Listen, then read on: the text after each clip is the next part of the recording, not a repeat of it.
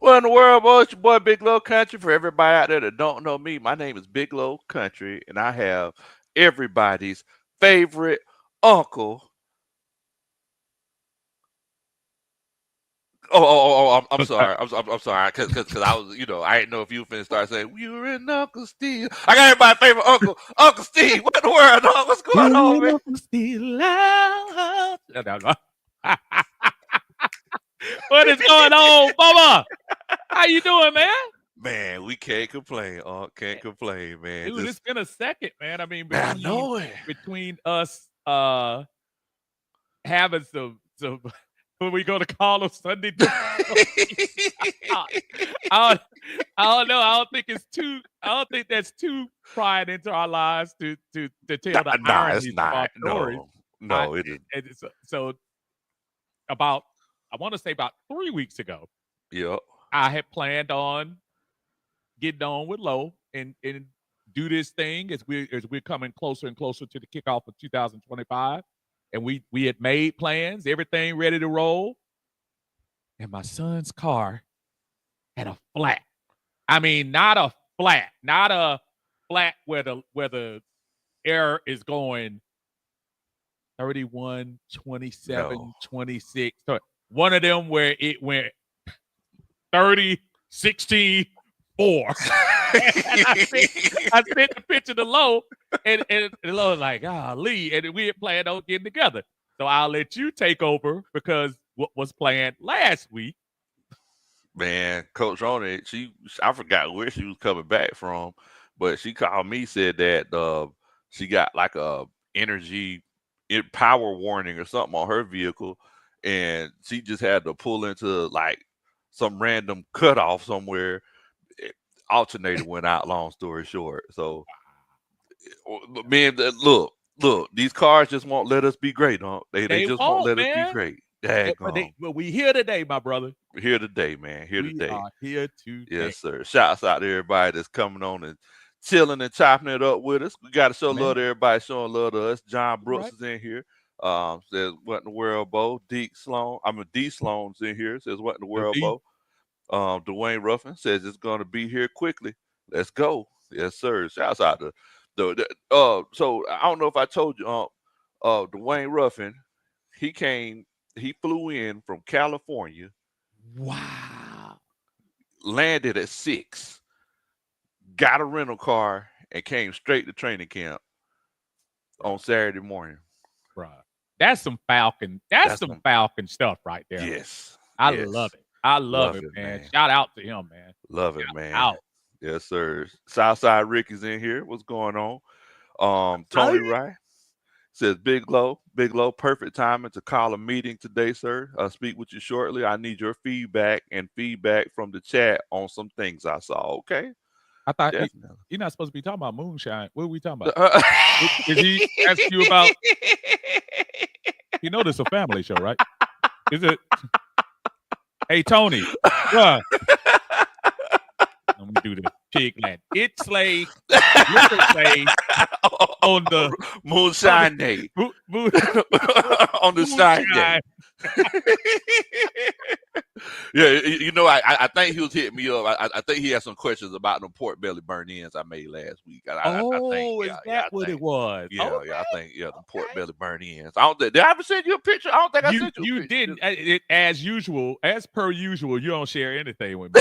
I've shared I've shared personal time with Low and Coach, and I have yet to taste any of these Oh, alleged burnt ends my that he claims to be cooking.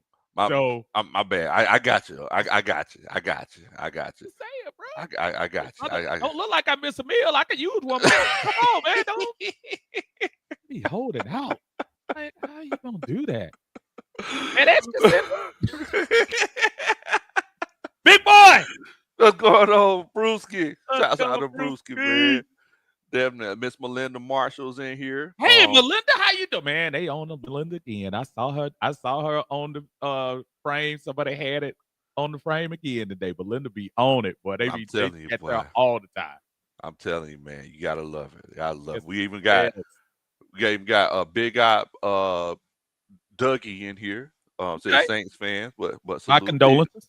you. Bless your heart, My condolences, brother. Much love to you, man. Thanks for coming. See, that's a beautiful thing, whenever the rivalry is real, but it's there with respect. Of course. You could, Of course. you can Absolutely. kind of throw the digs and everything and still Of have a good course. time. Much love So to you, brother. we got a simulcast today. We Yes. got folks from Uncle Steve's Lounge, and we got folks from the coaching staff, and we're so I guess this is the what would we say, Unc? This is This the is coaches Uncle lounge. Steve's country. That it? Or That'll work. or this is Big Lowe's Lounge. Nah. There's only one man with the lounge, and we know who that is. Hey, brother, it's all good, man. As long as we can combine on this dude. I don't know about you. I'm just getting a little as we creep past the second preseason game, Low. My anticipation is I'm getting anxious, man. Yeah, I'm getting man. anxious. What's up, B. John? Yeah, man. Definitely. So tell me, like, what were your initial thoughts about the second preseason game? Um, a good humbling to what was the first game because obviously I think coming off the off season, everybody wants to see your team look good, and for the most part, especially defensively, we look very good. We still look good Oh yeah. in the parts of the first half. Uh, Cam, yeah, he connected. A couple of those receivers didn't do him any good on a couple of those throws that Cam Ward had, but Yeah. we overall look um, very nice, but not as good as the first game. Hopefully, this is a humbling to say, "Hey, y'all, you gotta fight week to week. You gotta fight week." And I'm gonna tell you just one side note: if I hear the name Lamar Jackson one more time, I'm gonna lose my mind. Be a DMX in there. Lamar gonna So make me lose my mind up in here. so did you watch the game at home, Monk, or you? I did. I Oh, did watch okay. it at home. I did watch it. I did see a lot of folks taking pictures and everything like that. And trust me, y'all, I will be there. Regular season coming, I will be there and in all its glory. But these last couple of times, I actually had somebody to kind of take our place Yeah. there for the Okay. preseason. Okay. So Yeah. and the What reason about why you? I ask you, because I was actually Padre. Padre, he invited us to come. We were down there with him at the tier. So shouts out to Coach Padre and Coach Ashley. What? All the energy was up in the house. Then you mentioned Padre. I'm like, dude, I was feeling real good about You life. feeling good? You I was feeling feeling froggy? Like, I dad, was like go. one of the Toyota commercial where you jump up in there and click their heels and everything. I was about to do that. Shout out to That's Mike. Man. sounds out of Mike, man. I'm messing with Much love to Mike, man. Much love to Padre. But yeah. yeah. So we were down there. So the reason why I asked you if you was at the game is because Okay. it was one of them situations where you know more stuff watching it on TV than Yes. watching it at the game. Sometimes. Absolutely. Especially from our viewpoint, because it's one of those cases where you got to look around, folks, and see everything. I So know. I so know. Lamar Jackson was an issue, I assume. He was very much an issue, and I feel I feel bad for the young man because his name was. And here's the crazy thing, because you're going to look at the stats and say, "Man, he led the Falcons in tackles." There's a reason. There's a reason. There- Probably led in passes given up. There's a reason. he gave up, and if you remember that drive prior, I think it was prior to the half, where they literally marched right down the Oh field my on us. goodness. They picked on him over and over again. And again, I'm not saying that I don't understand it's not preseason, but if you're talking about folks who are on the team right now and this is roster spot games right here, folks. And Yes, you you got to show up or I don't know. And in some cases it might not even be practice squad. that's true. That's true. That's Yeah, true. but not a good particular day for him. Hope he can bounce back, but whew, interesting. Yeah. I mean, from what I saw, there were a lot of good things, from the game. I Mhm. saw Oh, Brandon Dorless, he was showing up and wow. showing out. Yes. Yes. Braylon Trice came in there and made a And, play first, and boy, that was great to see, man. Great a- to see. after the way his season started last year with the injury, and he was one of the guys, if you remember, Lo, that I was really hyped on because I pay attention to a lot of University of Washington in the past from my time up there in the Yep. Seattle area, and I was so excited to see that young man finally get his opportunity to go up there. Yeah, man. It's good to see him come in and do what we were expecting him to do last year. So I'm Right, definitely right, excited about that. absolutely. From what I saw, and everybody in the chat, please feel free to let us know what you saw defensively. But Mhm. man, boy, that young man, James Pierce Jr., is everything is advertised, Bo. I'm I'm ready to throw him into the bubble wrap category. He played Yes. all game last year. I mean, last week on Friday. I'm ready to throw him in.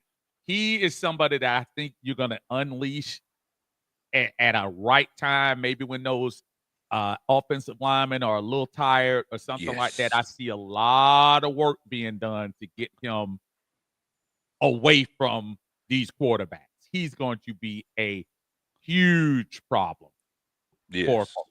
Really, Yes. I think this is going to be that draft pick that Terry could earn his stripes with if this Yes. turns out to be like that. That you are definitely right about that one. And Mhm. and it's one of those cases where, and you kind of mentioned it before the show, and I don't know if anybody else has heard anything, but this whole Jalen Walker situation is starting to get a little iffy too now. I mean, first you have a hamstring, then you have a groin issue. It's kind of iffy, huh? It's kind of, I feel like we juggling.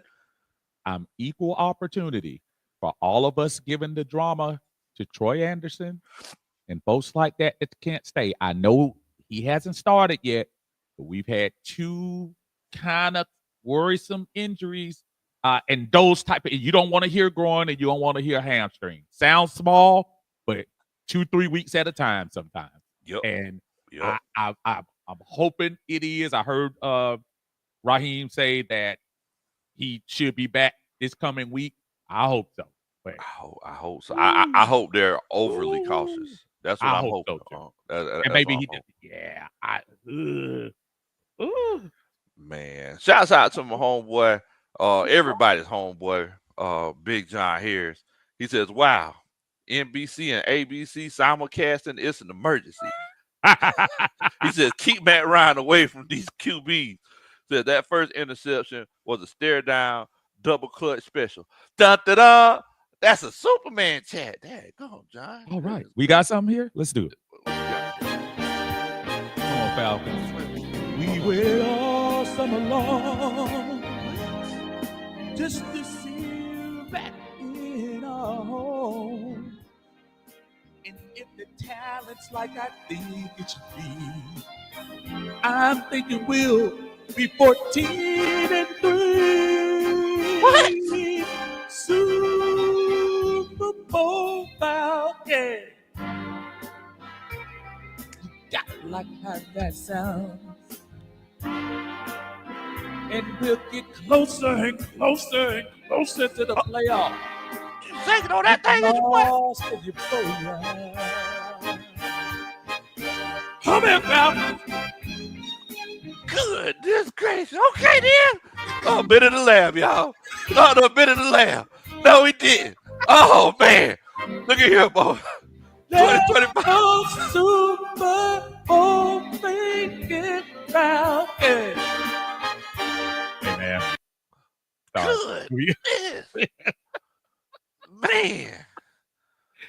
Okay, Woo. we got a lot of stuff coming, man. We Look here, y'all.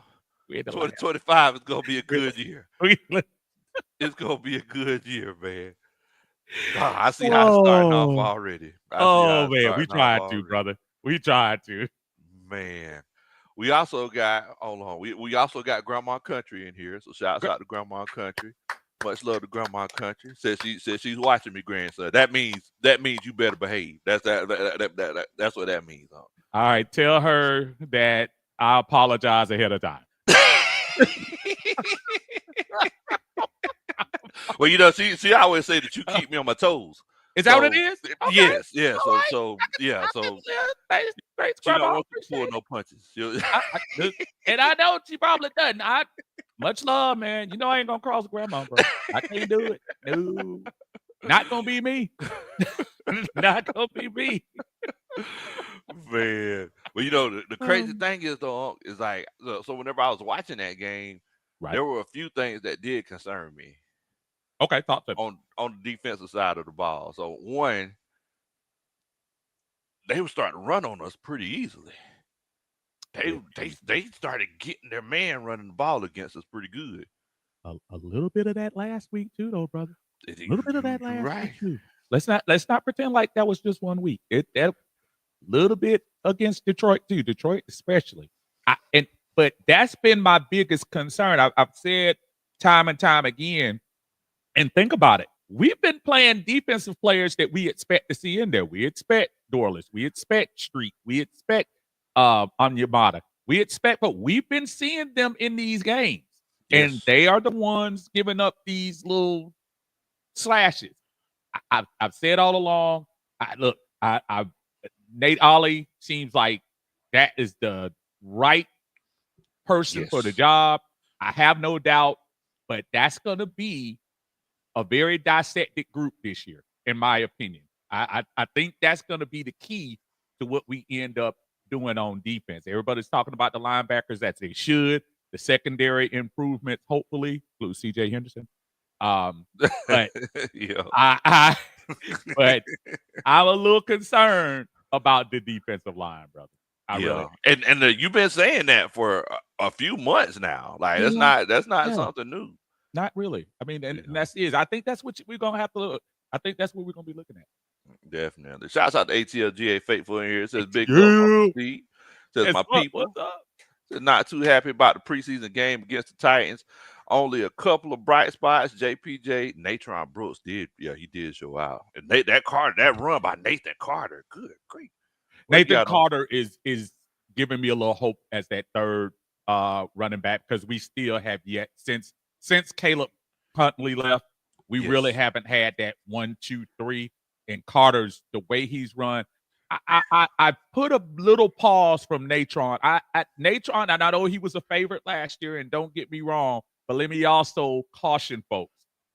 With JPJ putting that pressure on a quarterback, everybody gonna eat. Everybody get better. And I think Natron was just a benefactor of that because I saw Natron kind of trailing a lot of plays. He was playing catch up a couple times now. Played a catch up. Love the young man from his want to, but I don't want everybody to get so carried away with that interception there. That interception was purely pressure from James Pierce. That was purely that. That could have been anybody in that spot. But good for him for putting that on paper. Look, all these years, everybody's been saying AJ Terrell needs to catch more interceptions. I bet he's gonna get at least 3 this year. If they doing it like that, and look, don't be slipping on AK too. Yeah, let me tell you something. He come around, ain't he? And it's so funny. I hear so much criticism about him. He still come around that corner pretty hot. Yes, sir. And he did this past week too. Yes, sir. I'm encouraged, man. I'm encouraged. Yes, sir. Definitely. Wait a minute. So we got a couple of additionals here. Brian People said, just want to hear a song. That's a Superman chat. Here you go, brother.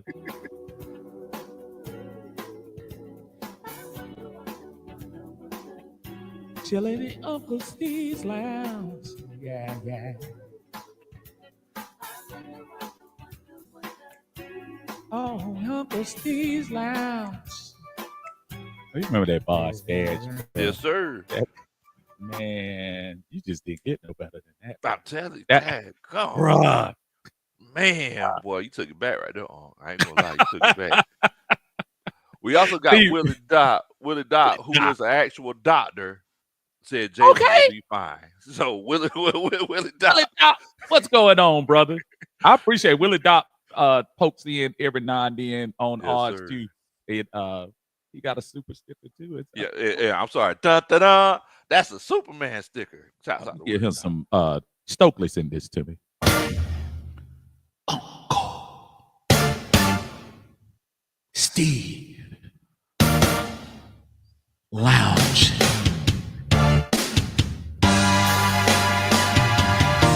Uncle Steve's Lounge, you know we here. It's a Stokely came to the house a couple of weeks Oh, ago, and he really? was and he was Really? looking at the old karaoke video that I Oh, was at this sports bar with this dude, and he was like, "Man, uh-huh. why that dude trying to hang with you?" But That gum, show yeah, love.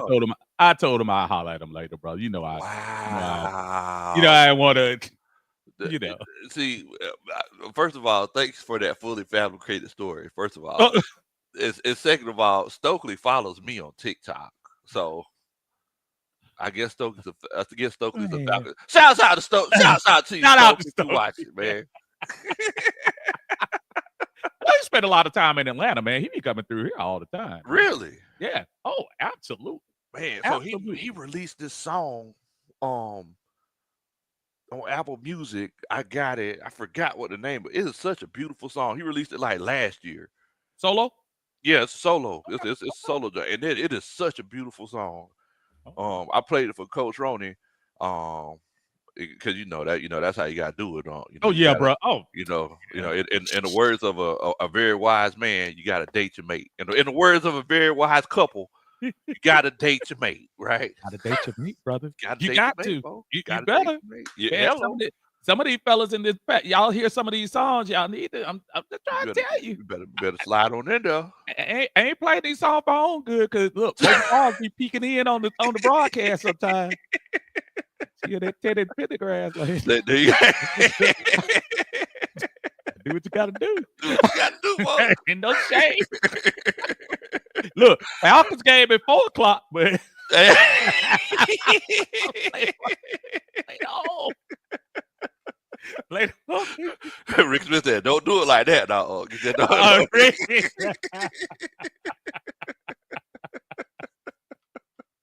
Oh man.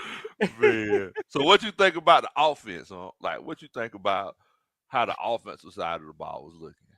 Now it's gonna be very difficult to kind of give a lot of grade for the offense because are we really seeing people that we're gonna see on Sundays? Because really, from what we've seen so far, um, I mean, anytime I see my hero Felipe Franks out there, that means probably is a good chance that You ain't gonna see him on Sunday. yeah, go see. Unless he's running down the field for special teams. That's the only time you're gonna see him. That's the only time you're gonna see it. So we have yet to see Bijan. We have yet to see Tyler. We're not seeing you know, Pitts. We're not seeing uh folks like that. So I'm going to give the offense kind of a C. We kind of let pressure get in there on Easton this week. I know We a did. lot of people were kind of uneven about Easton's performance. Well, he was getting rattled this week. He wasn't as rattled against Detroit. And give credit to Tennessee's defense, but they gotta. It, let's put it this way: I hope I don't see these guys that we saw in the regular season on a regular basis, if that You're right. makes sense. You're right. You see what I mean? I definitely agree. As a matter of fact, my little reaction video after the game, that's what Yeah, I I thought said. I that. said, That's right. look, You did say that. you didn't Did I see. just copyright you? Did I do that? Oh, No, my no, bad. no, My no, bad. no, no. You good, bro. You good. But nah, I seriously agree with you though. It's like I chalk that loss up to the talent level. If we're completely honest, because and for the simple fact that the Titans were playing, they played their hearts out. Yes, You sir. know, Yes, poor sir. little things. They played their hearts out. They were trying to, like I said in video, they didn't want to lose 3 times. They lost the fight. They lost the scrimmage. They didn't want to come back home 3-time losers losing the game too. Absolutely. It was so bad. One of the Titans players started beefing with me on Twitter. What? Yes, What did he say? Jamal Brownlee, one of the Let me cornerback. give the proverbial who? Exactly, which is what really set it off on my side. So I said, this is why I don't like 2-day scrimmages, because if you win or if you lose, the losing the losing team the second day always want to get their get back, right? Of course. Of course. So he retweeted me and said, "Hey, you need to get your facts right before you start reporting stuff, boss." I didn't know who he was. Ooh. No disrespect to Brother Brownlee. I Ooh. didn't know who he was. Touchy wetchy. Exactly. There wasn't no blue checks or nothing up there. So I didn't know. I ain't know the young Thundercat. So then I was like, hey, even Titans reporters said that the Titans lost on the first day. Yes. So I don't know why. I was like, look, I don't know why y'all trying to go back and forth about this. Then I said, Titans fans sure are sensitive about scrimmages, and then the floodgates open. Titans fan, you don't even know he's a potential Pro Bowl quarterback. This guy could be our cornerback one. I was like, bro, don't nobody know Titans players. I didn't say it because I didn't want to disrespect the young man, but I was thinking like, don't nobody know Titans players. Like, come on now, like, what? Ain't much no need to doing all this. I know Jeffrey Simmons, and that's it. Cam Ward, Okay, Cam Ward. Calvin Ridley. I mean, FanDuel, I know him, but other than that, I mean, what? That's it. That's it. Man, what's the point spread? Oh, we get 50 yards this week. What's the over under on my yard? Yeah. I'm gonna get that. Like, come on. And Uncle Steve, Brian People said, I think that song is called Her. Okay, Her. Okay, yeah. Okay, I think it's called Her. All right. We also got another Superman chat from Willie Dot. He shared love to both channels. Shouts out to Willie Dot. I mean, Superman sticker. Da, da, da. That's a Superman sticker. Shouts out to you. Hey, whoa. The Falcons creeping. Gonna find ya. You get to sleeping. Now stay woke. The Falcons creeping. Is he gonna hit the note? I know Low every time those last couple of notes, he start recording that. He kind of breaks it down. Okay.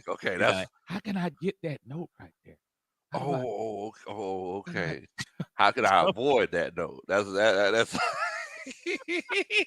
how can I avoid that note? That's all right. Kira like Miss Kira like it. Don't worry about it. That's all that matters. That's all that matters. That's all that matters. Worry about all that. It might be.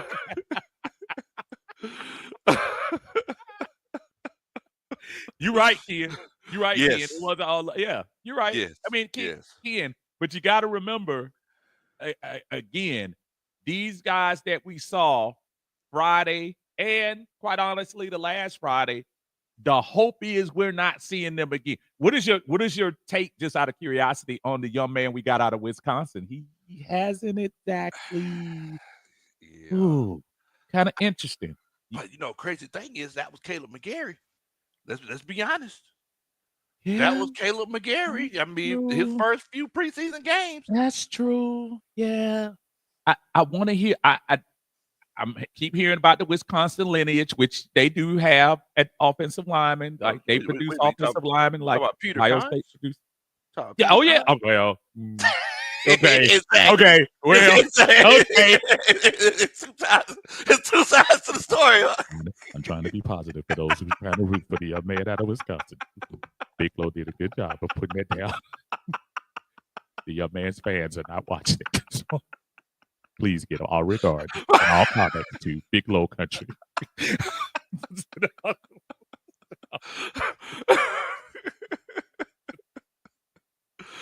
But I get what you're saying. I understand what you're saying, though. Right. Yes, right. Sir. Absolutely. The class. Oh man, the chat is on fire, man. I like that. Man, I boy, like that. You got look, a man, lot you of gotta love it, man. Look, man.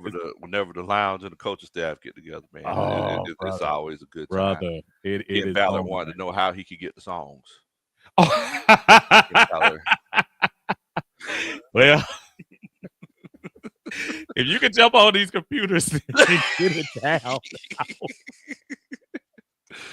feel free. I do it a lot of them on the video, so feel free to snip.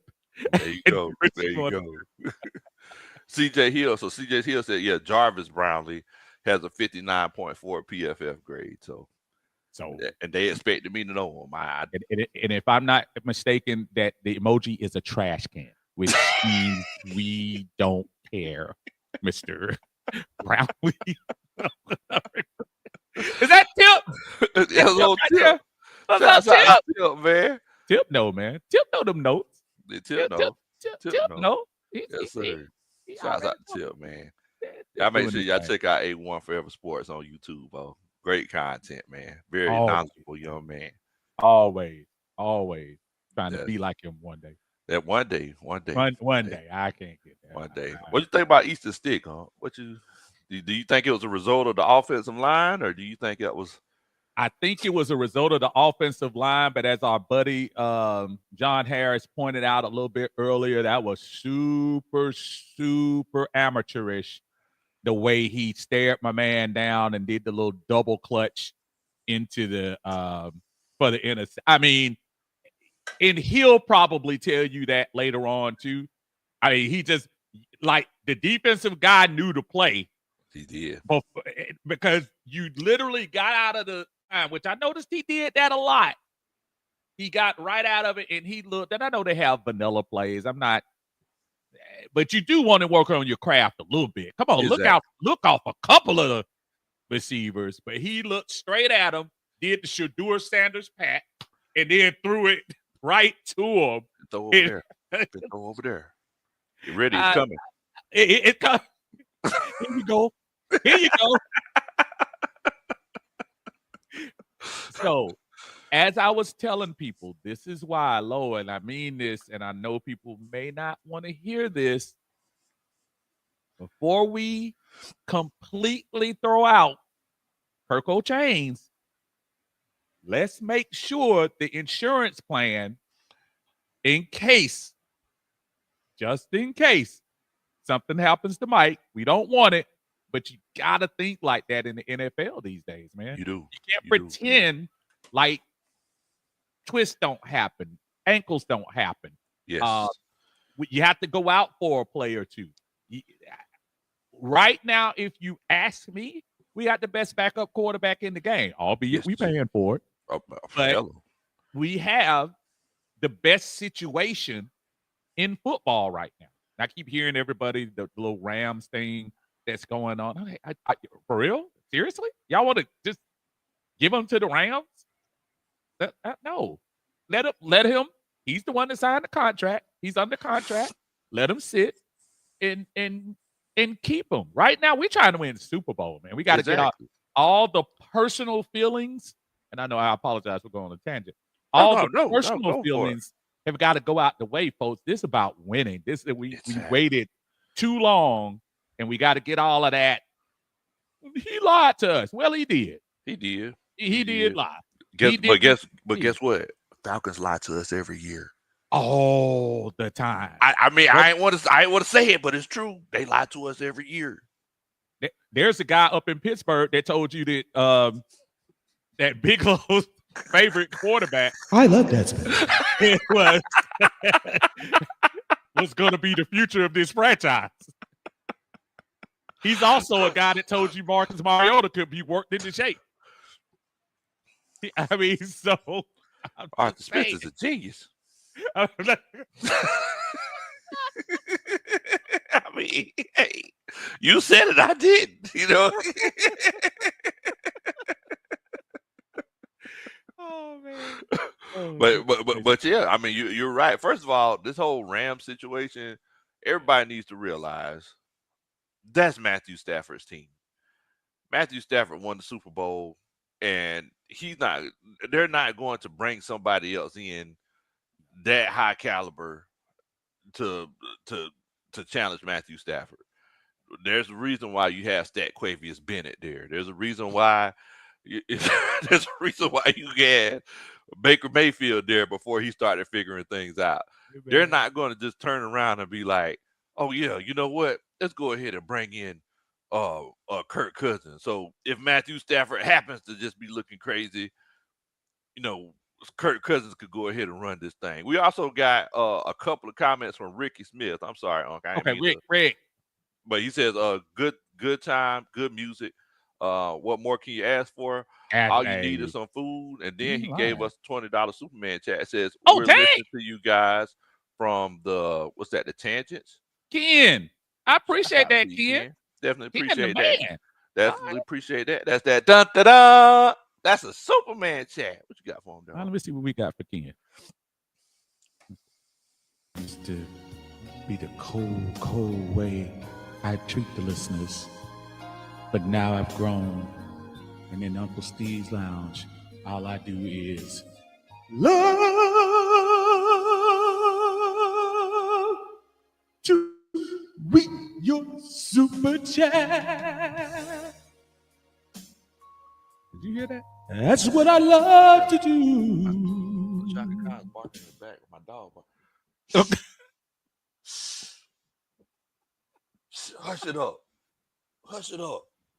I'm sorry. I'm sorry. Look, I'm sorry. You know what? You know what? He did $20, man.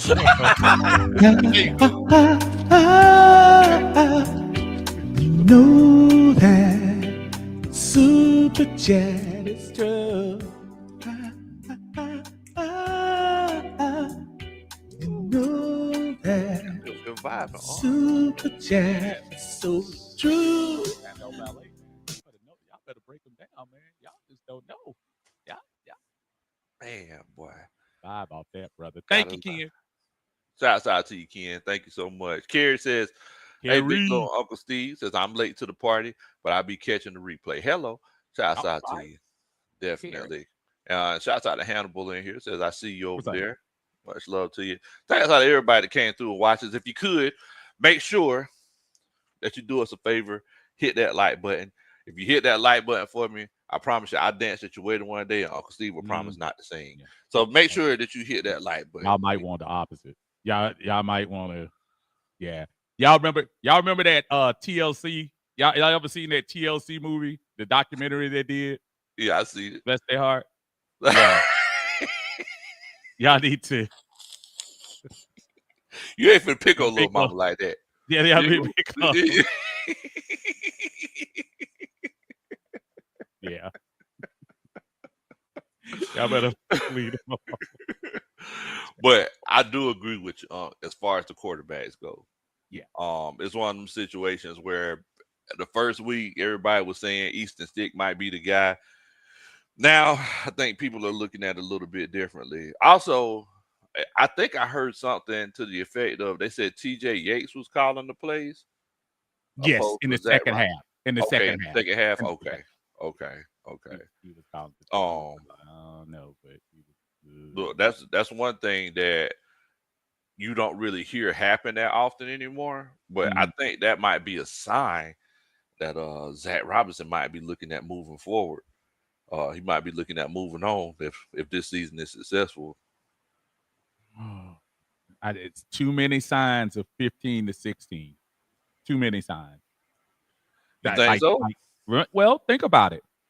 Your man and my man, Kyle Shanahan, Yeah, was that's here my in 15. Things were a little okay, but you saw some sparks. Then in 16, he put it together, took us to the Super Bowl with one of the most prolific offenses in history, and then took off. yep. Think about this. The Atlanta Falcons could do one of those same things this year. Zach Robinson has an all-world offense, lead us to higher ground, and then next year turns out coaching for I don't know Cleveland or somebody like that, somebody who's not doing well. So it I mean could happen. that's true. That's true. Absolutely. There's a lot of coaches out here, or he could go back to college. Which I'm be Yeah, honest with that's you, true. if I had the choice, I'll coach in college all day. I think his name is getting out there too much, man. I think that NFL money might be a little too. Well, not the college money isn't good, but Yeah. I think that NFL money is Look, nothing to shake I'm those not boots. knocking it, man. I'm not Yeah. knocking it. And apparently everybody Up, loves hearing CJ? your voice.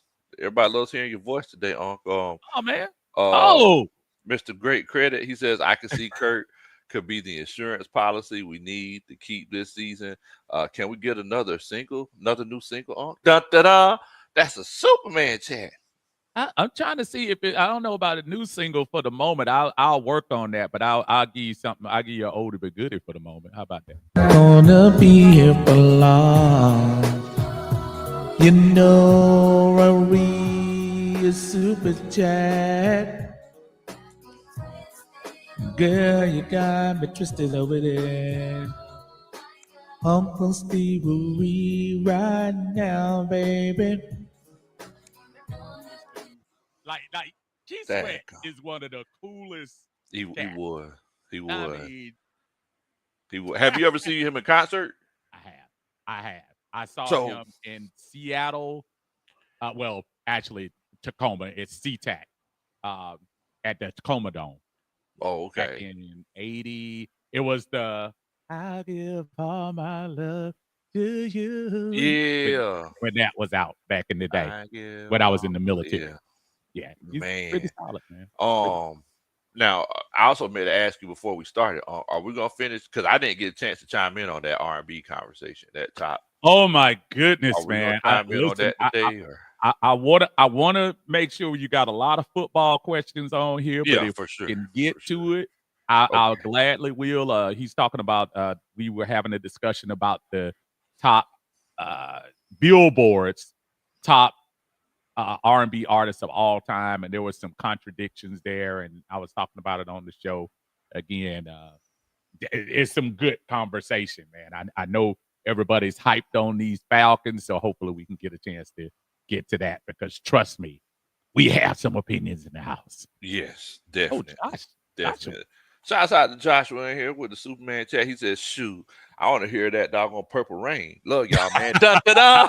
That's a Superman chat. I don't have Purple Rain, but I do have a little EWF though. What we got going on here? Let me see if that can. Oh, I thought I had EWF. Yeah. Well, how about this? How about we have some Would you mind? My friends wonder what is wrong with me. I got a super chat. It's from Uncle Steve. I came back to let you know. Got a super chat, and you know it's gold. There it is. There it is. Gotta love it, man. Joshua, what's going on, man? Appreciate it. So somebody mentioned in here rounds one. He said, that's true. I hated Shanahan that first year. I think everybody Oh, did kind of Roddy White? that. Hello. To this day, in the words of Deontay Wilder, to this day, he still can't stand him. I actually feel like he did a better job than Kyle Shanahan did his first year. But go ahead. I do think so too. And if people and to play the Wayback Machine, a lot of us didn't think that was going to work. Because how many people, for real, when you brought in Sanu in place of Roddy, and we were thinking we were going to go to higher heights, a lot of people were like, "Shoot, we could have done that with Roddy. I know it. What we bringing Sanu in here for?" Don't lie. Think about it. Roddy's the all-time touchdown receiving guy for the Falcons. Yep. So you bringing in a second tier to AJ Green from Cincinnati, and you're saying he's going to be better. So a lot of people, I was skeptical. Yeah, Super everybody skeptical. was. Like, who Everybody. is Taylor Gabriel? Who is this little guy doing all that? I remember him in Cleveland. I knew he was a burner, and I was like, "Look, you got a guy that can stretch the field," but I didn't know he was gonna do it like that. That's what I was just about to say. Yeah. Did you think what did he have? He had about 6 touchdowns that year. Yeah, man, he was killing it. He got broke off in Chicago. Got broke off. Kyle Shanahan got a lot of folks paid. Yes. And let's not. He got Matt paid again. He got Julio paid. He got Devonta paid. He got eventually Austin Hooper paid. You know, Yeah. he was Austin just Hooper done. got paid. Wes Schweitzer. Wes Schweitzer went. He ended up going to the Redskins, and I mean, That's if right. I'm not That's mistaken, I right. think I seen him there That's right. last year. I think I have seen his name on a jersey recently. Yeah, I believe yeah. so. I mean, and he was like a what, like a 6th round pick, and nobody think he was gonna make it too long. And Amen. Chris Chester just went ahead and shut it on down. Amen. Chris, but look, remember how beat up everybody was doing on Chris Chester? I And that remember. last look, that man, Matt didn't get touched Didn't get touched. barely that last part of the year. Didn't get Matt wasn't getting touched. touched. I So mean, so they said it in there. Shouts out to Raph. He says, "Y'all need some backup singers." we can use some, man. What's Damn it. going on, Raph? For real. Background singers, man. We got look, it's a lead singer. Matter of fact, Rabbit, I'll Yeah. send you a message. Somebody we can replace somebody here now. I'll holler. In message me, bro. Oh, okay, okay. I got you. Of I course. got you. All right. So since you're talking about coaching, Okay. is it just me? And I Mhm. want to know, and I asked everybody if I was being overly critical. All right. Is it just me, or is it one of them situations where this game, the way that it ended, felt eerily similar to the Washington game last year? That is funny. Um, I think you saw moments there where you could have, if you're Raheem, get in your preseason practice too, and how you manage the game from a time standpoint. We could have easily done some better things in the last, really, not only the last drive, but the drive prior to that The last 2 drives, yes. as well. And as much as look, I know Raheem at this moment, you can't go 8-9 with a team that should have been better and give him accolades and all of that stuff. You're absolutely right. I agree with everybody when they say that. Uh, he said he's gonna be better. I'm gonna give him another chance. Again, going back to the similarities of the 15-16, I don't know why I keep getting these same vibes, Lo. These are the vibes that I'm getting. I'm getting the 15-16 vibes about this 24-25 transit. Dan Quinn was making some horrible Yes. decisions in 15. Yes. Y'all remember that's the year we started 5-0. He made some horrible decisions. So I want to give him the benefit of the doubt. But to answer your question, absolutely, this seemed a lot like me replaying that Sunday night game all over again, saying, "Dude, what are you looking at the clock? What are you got time? What are you doing?" It was a little disturbing. It was. And the thing is that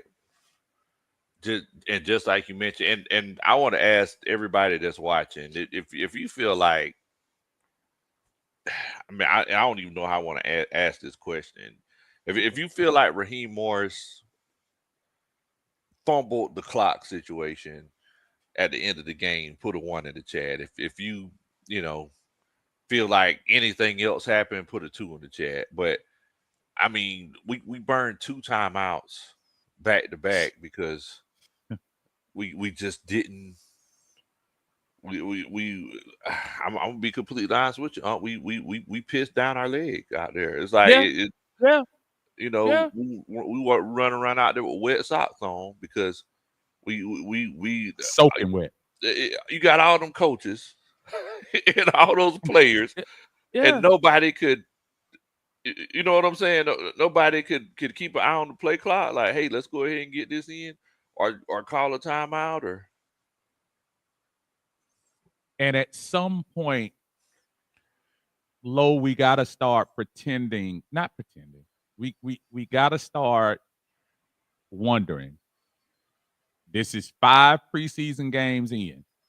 Raheem Morris is determined to make these 5 games about the back end of your roster. I understand that. I get it. You do need to fill the back end of your roster. You do need to make sure that the folks you're putting out there in case a starter gets hurt are able to compete on a high level, on an NFL level. But wow, there's also a little bit. I'm not trying to say leave Michael Penix out there for a quarter. I'm not trying to tell you to let Bijan run 10 carries. I'm not saying that Drake shouldn't go across the middle a couple. I'm not saying, but man, I just want to see some of the folks that we're counting on in a game time situation. It's beautiful to see them do sideline interviews. It's great for all of that. But Lo, I'm a little concerned with that. Just a little. After this second preseason game, it made me concerned. I mean, because the first game, Taylor Heineke went 15 of 18, right? Offense looked good and everything. But after the second preseason game, whenever the coaches dropped the ball, the players dropped the ball, the first game is against your divisional rivals who have won the division for the last 4 years. And, and I was going to get to this question. I'm glad that you bring it up. It's like, I feel like you should let them get some burn, right? Like you're not in the position, like you, in the words of my dad, you don't have the right. You don't have the right to say, nah, we're not going to play in the preseason because we're good to go, because you missed the playoffs multiple times by a game or a game and a half or a half game. You don't have the right to say that you don't need practice. What's the thing? Like, you don't have the cachet to. If Raheem is coming off 3 double-digit win seasons, then you can say there's a body of work that I can trust, that I can say, okay, he's done that before and still made winners. Coming off of an 8-9 season, would you agree, underachieved? Yes, I would agree. Okay.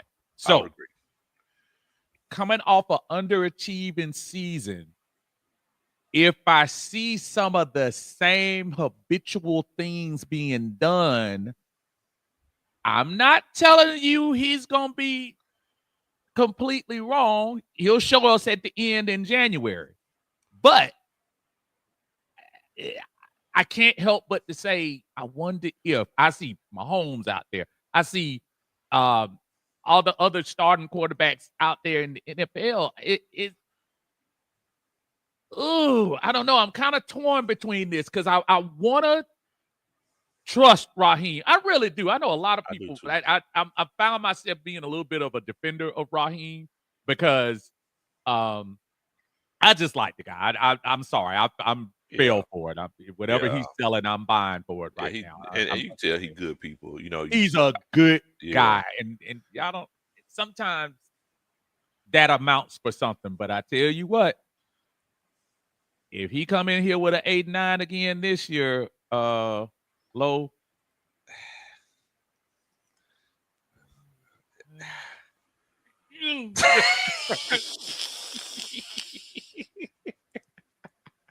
It might be time, man. It might be, yeah. In the words of public announcement back in 1990, whenever that was, it's about time to let them know. Absolutely. And it's fair criticism that everybody's having. It's fair criticism. Yeah, because for example, like think about it. We're both husbands, right? Absolutely. And first of all, to everybody that's watching, Uncle Steve and his wife, Uncle Steve and their family, fixtures in the community, fixtures in the church, just great people overall. But there's been times, I'm sure, whenever you drop the ball, right, as a husband. Oh, what's the day? What time is it? Like, What yeah. time is it? Right. So, Right. but as a husband, your goal is to continuously get better. The things that you have done, you want to, nobody's perfect. Romans Absolutely not. 3:23, for all the sin and falling short of the Absolutely. glory of God. There you Right. go. But Amen. it's one of those cases where, you know, but you can strive to be better. So moving forward, it's like, hey, Raheem, you got put in the same situation, almost the same situation, right? Very much so. Very much. And literally the same thing pretty much happened again. And this time it was in a preseason game whenever you're supposed to be sure. The preseason, everybody thinks it's just about, getting the players back in line and everything. No, it's about the coaches too. I mean, am I right on? You are not only right, but again, you're backing up exactly what we're talking about. There's no reason why. Please don't tell me sometime. And I get what, yeah, preseason records don't mean anything. There's no commissioner's cup like in the NBA where you get a award for having the best record and things like that. But you do have an opportunity to practice, and you do have it. That's from the coaches all the way down to the last person that knows they're not making the team, but just out there to put something on tape. Yeah. I like Raheem. I don't want anybody to mistake that for saying I'm gonna still hold him accountable. Got to. So excuse me, for the situation that you're talking about with Tennessee, yeah, you gotta practice that situation too, Raheem. You gotta practice that because we don't want to see it rear its ugly head against Tampa, against New Orleans, against Carolina. We can't do that. And I see it. I see a lot of people chiming in with the good guy theory. Nobody, let's see, I don't get it twisted. I know the cliches and things like that. You got to remember, um, you have to have kind of a good balance. Nobody's telling you. It's probably a lot of things people don't see on the inside that goes on with Raheem that people might not say he's the greatest guy in the world, but I am saying from an outside standpoint, I do feel like this is his second chance, and if he doesn't do it, it's fair to hold him accountable. It's fair. It is completely fair. Yeah. Ron Thomas is in here. He Oh, says good guys finish last, Big Low and Uncle Steve. Well, I'm gonna put it Andy to you Reid. like this. Exactly. I'm putting it to you like this. I think I'm a pretty good guy. That's right. That's right. I think Uncle Steve That's was a right. pretty good guy. That's right. And I mean, oh, you feel I, like we in last place? Or I don't think so. And again, we got this over. Well, tell me the horrible coach or the bad attitude coach let's see, that Arthur Smith. that Arthur Smith. Arthur, I mean, am I wrong? nobody liked Arthur Smith. Nobody liked Arthur Smith. So in turn, by some of the philosophy that you're giving, that Arthur Smith should be the greatest thing since sliced bread. If he wasn't a good guy, Arthur didn't come in here and try to placate the fans. Arthur could care less. He could care less. And Care less. Could care less. But a lot of people say Mike Tomlin is the nicest coach in the NFL. They say Mike Tomlin just continuously give chances to coaches and players. But Mike Tomlin, he helped out Brian Flores whenever he went through his situation. Mike Tomlin's been consistently winning. Mike Tomlin ain't going to the Super Bowl in the last 10 years. I mean, he hasn't, but he's got one. He's got one. But here we go though. Low, what record we say? And I'm not trying to. I like Mike Tomlin. I'm not telling anybody definitely. I don't like Mike Tomlin, but I am an accountable person. Got to. What's the difference between Mike Tomlin since 2006, since the Falcons made the Super Bowl, has not won a playoff game. He hadn't won none? Go look. Wow. Has not won a playoff game. Even though they've been to the playoffs, have not won a playoff game. Kirk Cousins, everybody keeps saying he hasn't won a playoff game. What's the difference? That's true. Now, if you want to go back 15 years and say Tomlin won the one Super Bowl, he did. That's true. But let's call it with it. Marty Schottenheimer went 13-3 and got fired the next year. Doggone sure did.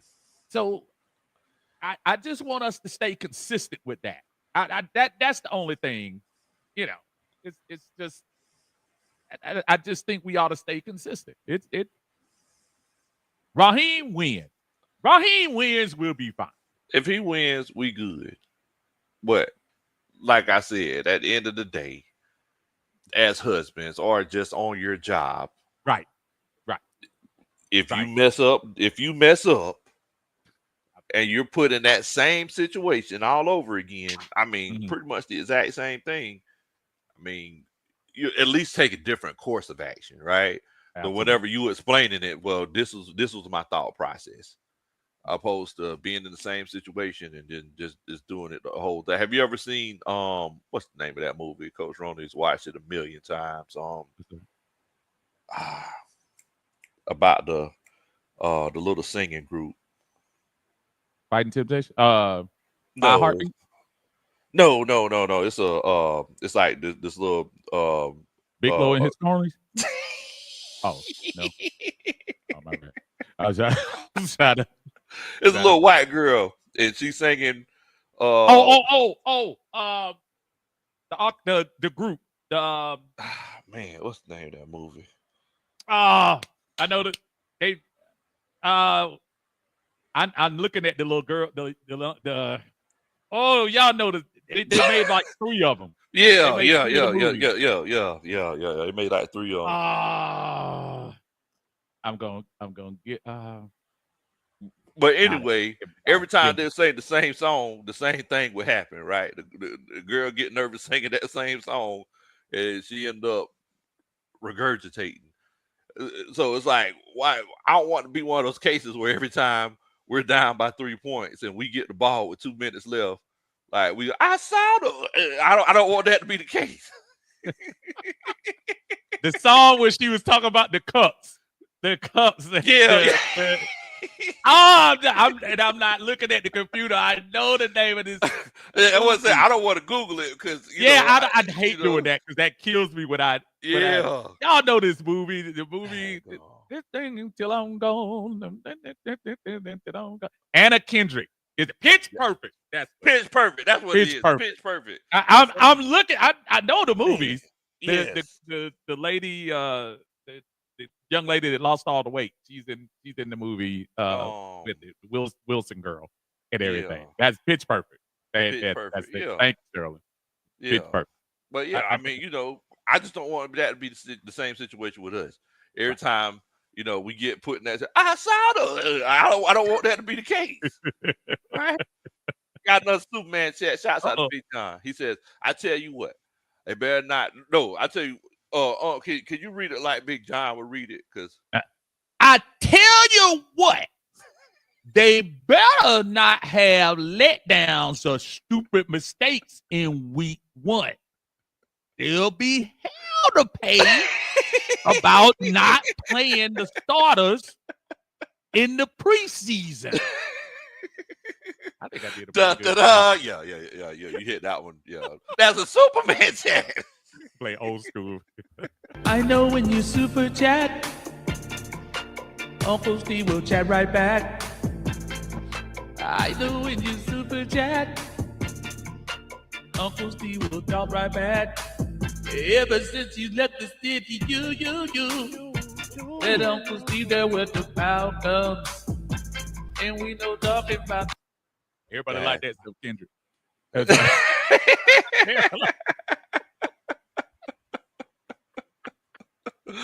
Oh man.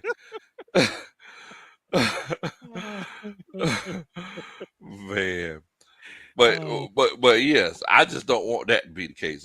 Every time we're put in that situation, I you understand. know, you know, yeah, Rebel And, Wilson, yeah, definitely, yeah, and I get it, folks. I'm not excuse making. I hope that doesn't sound like, and I'm not comparing Mike Tomlin to Raheem in any way. I guess I'm just saying that. Yep. Guess what? Raheem has a second chance. He has more weapons. Terry gave him more talent than he's had in this, probably during Terry's tenure. We Yes. have more talent on this team. So, Raheem, it's up to you to steer the boat. And, bruh, if he can't steal it, then just like with Arthur Smith, got to get up out of here. You got to go. No matter how good a guy you are. You got to go. You got to go. I mean, at the end of the day, if you can't produce, there's someone else who can. Absolutely. Right. I mean, Absolutely. there's, we see these coaches recycled throughout the league over and over and over again.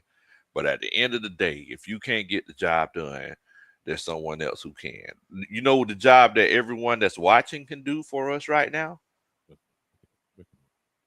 is to hit that like button. That's the job that everybody that's watching could do for us right now. If y'all can do a country boy and an uncle favor, hit that like button. Go ahead, Uncle. And I appreciate everybody over in Uncle Steve's Lounge. I see y'all over here. Thank you so much, simulcasting here with Big Low Country Sports.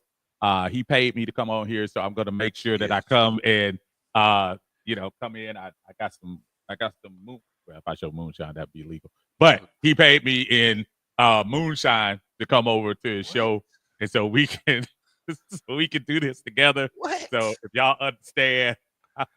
Wow, everybody knows that Uncle Steve's placement fees are extremely expensive. As a matter of fact, I got to go to Chase tomorrow, just to go and beg for a loan, tell them I cleaned the toilets and everything else, so I can pay Uncle Steve for this show. So, wow, thank you so much. Hey man, that buddy be going to Kira. Listen, hey, look. I'm at a point like this too, Low, and I'll say this: when it comes to things like Kirk Cousins, Raheem Morris, and people that I know right now are not overly popular until we win, I reach a point every season, and it's usually right about now, about a second preseason game or whatever. I can't worry about all the offseason. The offseason was the offseason. We're already past that. Yes. If you're on the team and you're wearing the uniform, I'm for you. When Arthur Smith was here, he wore the uniform. I had to be for him. I mean, if he's here, if Marcus Mariota is here, I had to go for him. I love that Smith. If Big Low's hero is here, I gotta go for him. That's just who's my hero? Wait a minute. Who? Matt Ryan? If it's not Felipe, I love that Smith. So I'll look, folks. We can not like Raheem all you want and his ways and stuff. We cannot be a fan of Kirk Cousins and everything like that. But guess what? We're at a point right now where if they're on the team and we need them to win, and gosh darn it, we need them to win. There were a lot of folks that wanted to get rid of Matt Ryan in 15. I was saying again, I think this is going to be those type of year. This is going to mirror that 15-16 year. I really think that. So you think we're going to have like one of those seasons where you have 3-4 rookies playing on defense and the offense is playing really good? Because that's something else that I wanted to ask you about. You mentioned that the 15-16 year, Michael Penix had a pretty ballsy statement when he said, "Yeah, I think we could be the number one offense in the league." Like that's. I heard him. How do you like that? I mean, I love the confidence, but I'm the type of person, I believe in setting expectations, right? So, number one offense in the league, there's some people out there, whenever you come, you check in at number 9, they'll be like, "That sorry Joker." How can he say he told us we were going to be number one in the league? And instead of 350 passing yards, he just got us 292. You know what I'm saying? Like, so, I mean, I love the confidence, though. What you Love think? the confidence. I, but as you know me, and my confidence confidence can go up to that level of arrogance sometimes, to where mixing that arrogance in could possibly be deflating if things start going in the wrong direction. I love the fact that Michael Penix, I know about the overrated fight from last week. Oh, he got the dog in him. And I hear y'all. I want him to have the dog in him too, roof. But if Michael Penix underneath that tile and somebody on a cleat stepped on his finger or two, all the dog in the world ain't gonna help us. So What they got to do with playing quarterback? Like, I mean, if I had $1 for everybody that said, "Man, y'all see Michael Penix? You see what he did? He did the dog." And listen, it's not just fans. You go to the AJC, Fox 5, Channel 2, big storyline. Michael Penix bowls up, gets the respect of all his players. Well, I hope he had the respect of all his players prior to the fight. I mean, I hope so. But we know, especially, I mean, look, you was in the military. You know that there's a moment whenever there's a group of men, there's that one moment whenever you earn those guys' respect, right? Right. I don't know. Like you said, I'm hoping that it was before then, but we may look back 8 years from now, and you know, it'll be like a joke. It'll be funny, and we might be saying, man, this all could have started whenever Michael Penix, you know, slapped old boy upside the head, open handed. I don't know. I mean, but No, yeah, but that's fair. That's fair, Lo.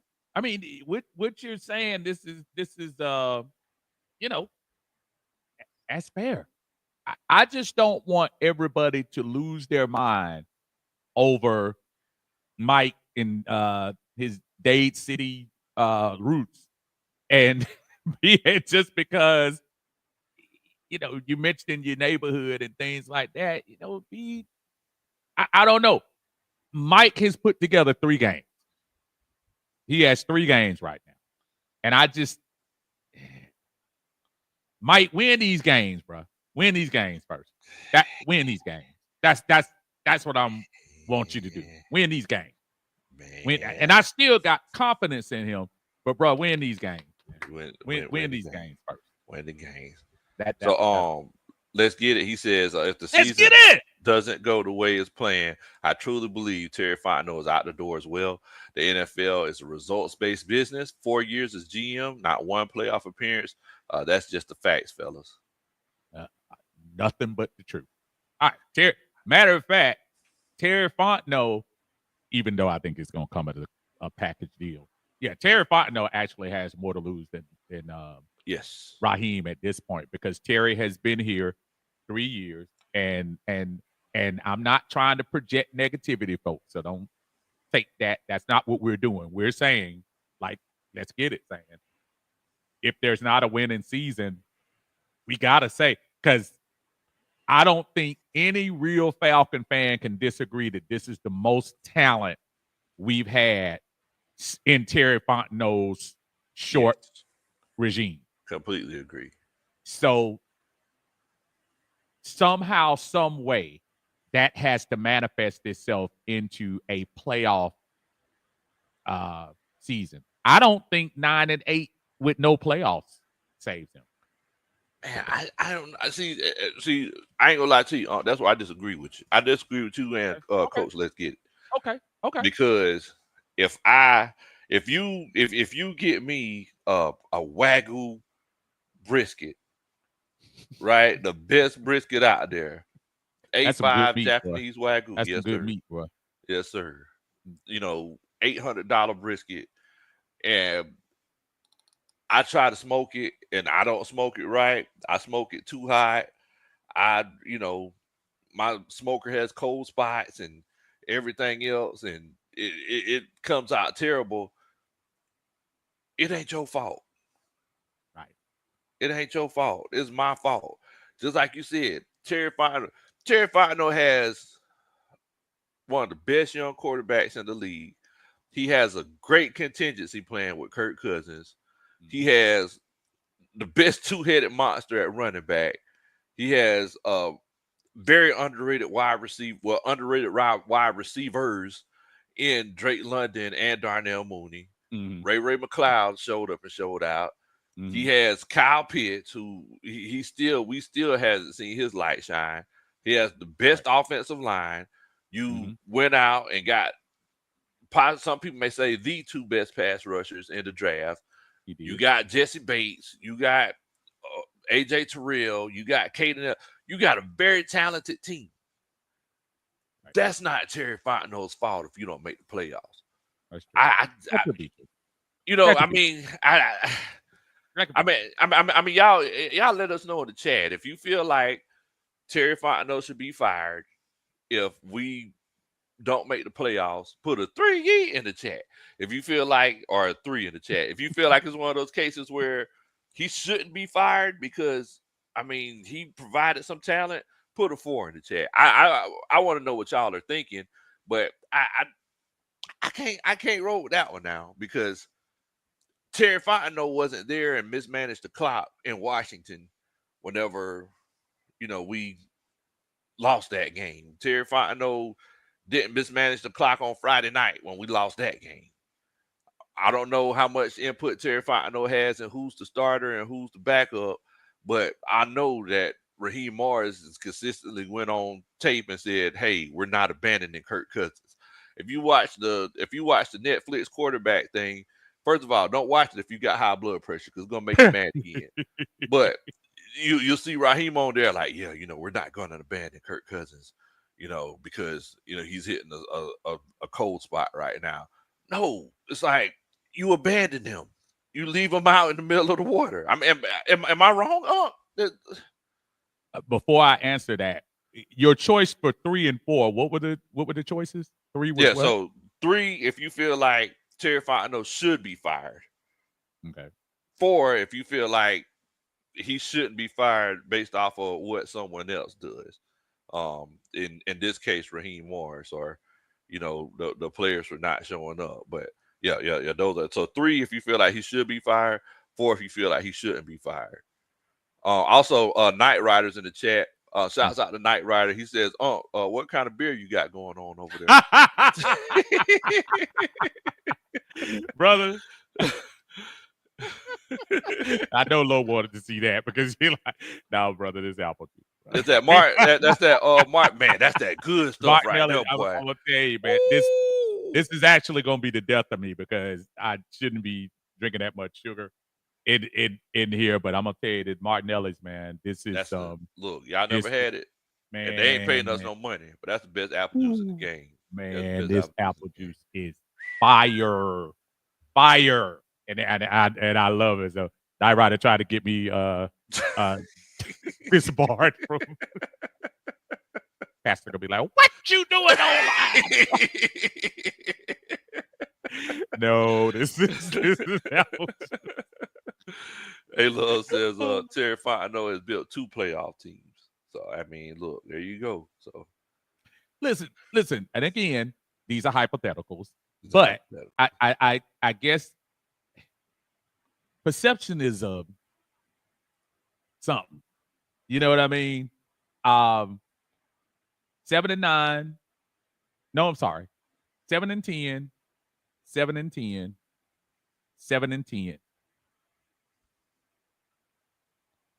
8 and 9. Is that right? Yes. 4, sir. right? 4. Yeah, 8 and 9. Yeah. 7 and 10. 7 and 10. 7 and 10. 8 and 9. I don't know. I'm not trying to fire the man, but I am saying there is a consistency in what's under. You know what is the denominator?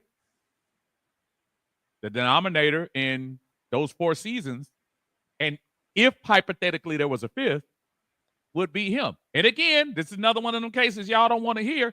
I love Terry. I talked to Terry a couple of times. Had the opportunity. Cool people. Good people.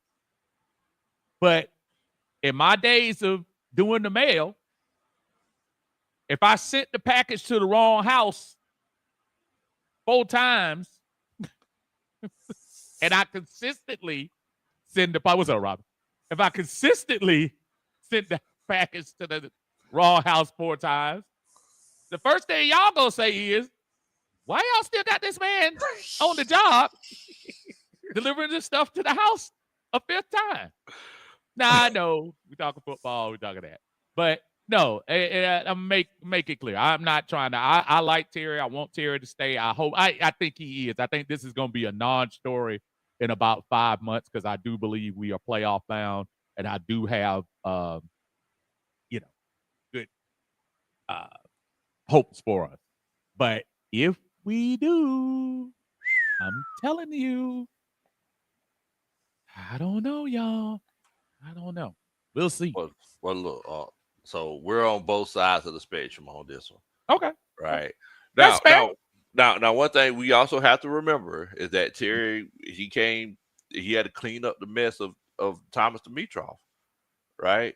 So, I mean, Thomas Dimitrov, let's be honest, the nose of the plane was pointed to the ground.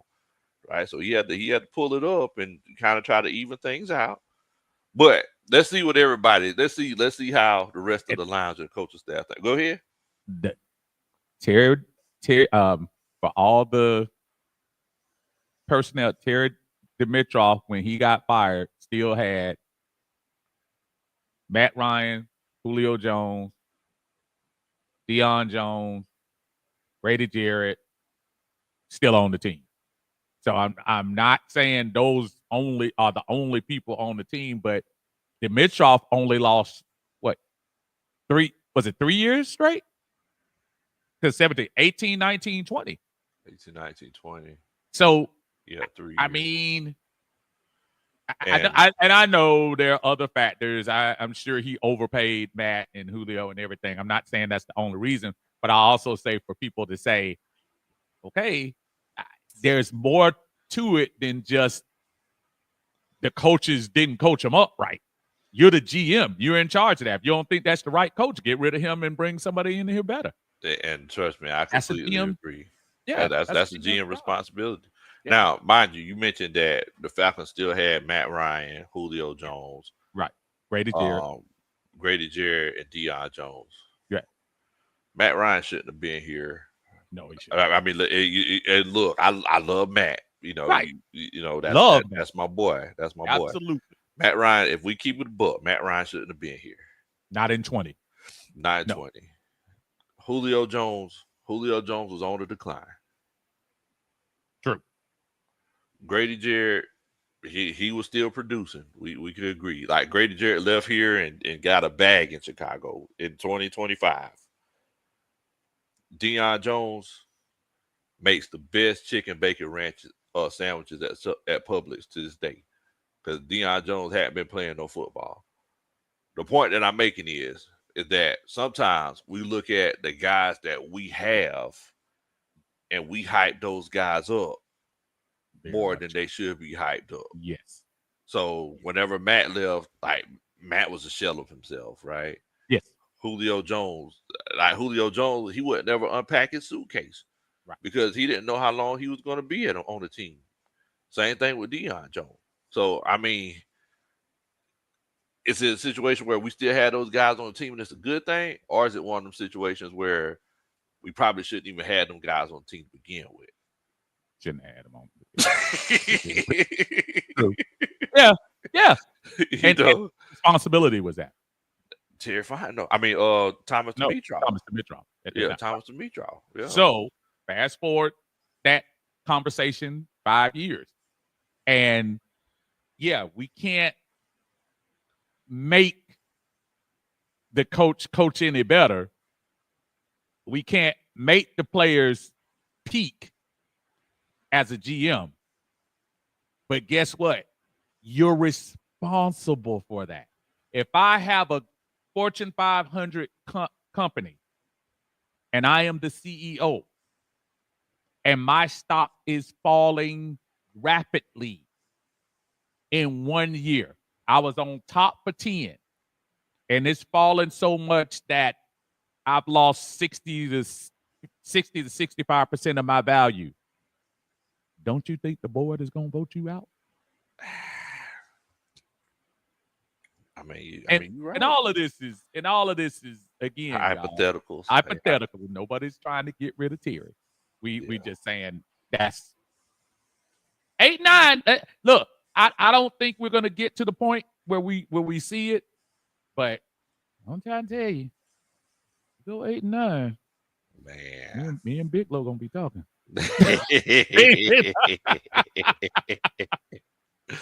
All right. Well, I tell you what, the lounge and the coaching staff chimed in, though. So they gave their vote. So we said, so the conversation that we're having, everybody, and y'all feel free to chime in as well, is that if the Falcons have another losing season, go 8 and 9 or less, right? Yes, 8 and 9 or less. 8 and 9 or less. The conversation is, do you feel like Terry should be let go? If you feel like they should move on from Terry, put a 3 in the chat. If you feel like they should keep Terry, put a 4 in the chat. Uncle Steve, he's pushing the narrative that, hey, we might need to go ahead and move on from Terry because it ain't working. If it ain't working, it ain't working. Rounds 1, trademark, Southside Ricky, they say 4. They said we need to keep Terry. William Amy, Mactown Dirty, they say 4. Christy said 1. Christy, I guess she's on the Michael Bush says 4. You need to keep them. Pelicans know you. So Pelicans know he's a Snakes fan. He's a Snakes fan. Yeah. CJ Hill says 4.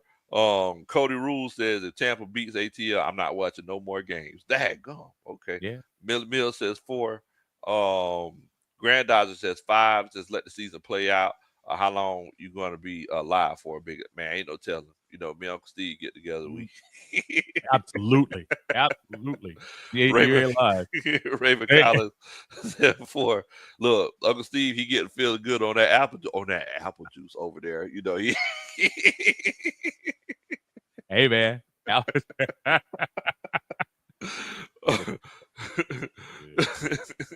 Carl Thomas, he says 3, so he agrees with you. Carl Thomas says.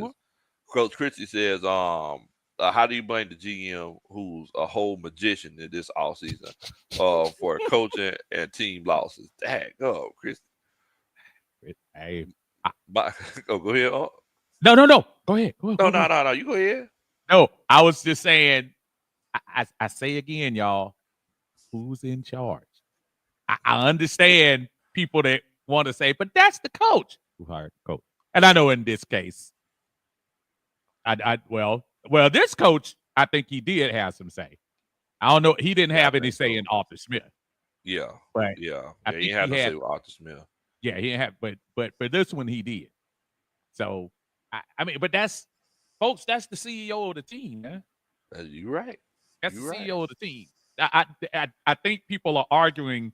So if I'm a manager at a place and my employees are not doing the job to their optimal level, they aren't going to get rid of the employees. It starts at the top. They going to fire the manager. Starts at the top. That's any operation you go into, folks. Any place that you go into. The Denver Nuggets in the NBA just won the championship a year or two ago. Went to the playoffs. Had a winning record with like the number 3 seed. And they fired the manager because they didn't feel like he was bringing them to a championship level. It happens. So I guess we're gonna agree to disagree, folks. I hope this is a conversation that I don't have to have. I know it. But I know it. I hope it is, but I'm not gonna lie to you. Yeah, I kind of disagree with the majority of what people saying on this one, but Yeah, it's and all good. I think we'll be fine. that's the beautiful thing about sports Absolutely, because that's the beautiful. absolutely. Like you said, hopefully, we Hopefully, don't we're have to not find having out. now. According to, and I do this all the time every year. According to Athlon Sports, which I normally get every year for the last Uh-huh. 7 years, they have said that the Falcons are not a playoff team, are not going anywhere, and not to say that Athlon is like predicting the future. But it is surprising to me that if we look, they say the Atlanta Falcons are going to be a playoff team. Now, albeit they're saying that they're going to be a wild card, but this is the first time in about 5 or 6 years that I've seen the Atlanta Falcons be um, counted on for to have a winning season. Man, so who did they say? They said Tampa Bay was going to win the Tampa division. Bay, they're picking that this magazine. And the weird thing is, here they just put this their predictions. I think you have right here their predictions that they're saying. They're saying that Tampa is going to be first, Atlanta second, Carolina third, some team from the Bayou in fourth. Everything else, I think, is pretty much kind of what I'm thinking. I do think I agree with them that the Rams are probably the class of the NFC West this year if Stafford is healthy. The North, I like Detroit, but I don't think they're as far away from the Falcons' talent level as people think. And I think right now, until you beat Philadelphia, I think Philadelphia is probably the team that everybody's going to have to go through. They in got my the Bears opinion, last in the North. They have who the Bears? Yeah, and see that's the crazy thing, right? Wow. I think, boy, I know this is Atlanta Falcons, so I don't want anybody to get it twisted, but man, I'm trying to tell you, I think Caleb Williams is going to light things up. He had a pretty decent year last year. And you look at his completion percentages and all of that, a lot of people dogged him out just because the man put some finger paint on his fingernails and stuff, which is weird to me. As long as he winning, I could care less. Exactly. But I mean, dude, I like the brother, and I think he's gonna be just fine as far as that. But for the Falcons, I do disagree with him. I look, I'm not disrespecting Tampa Bay. I think Tampa Bay is still a good team, and folks, everybody, we swept them, and sweeping them got us nowhere.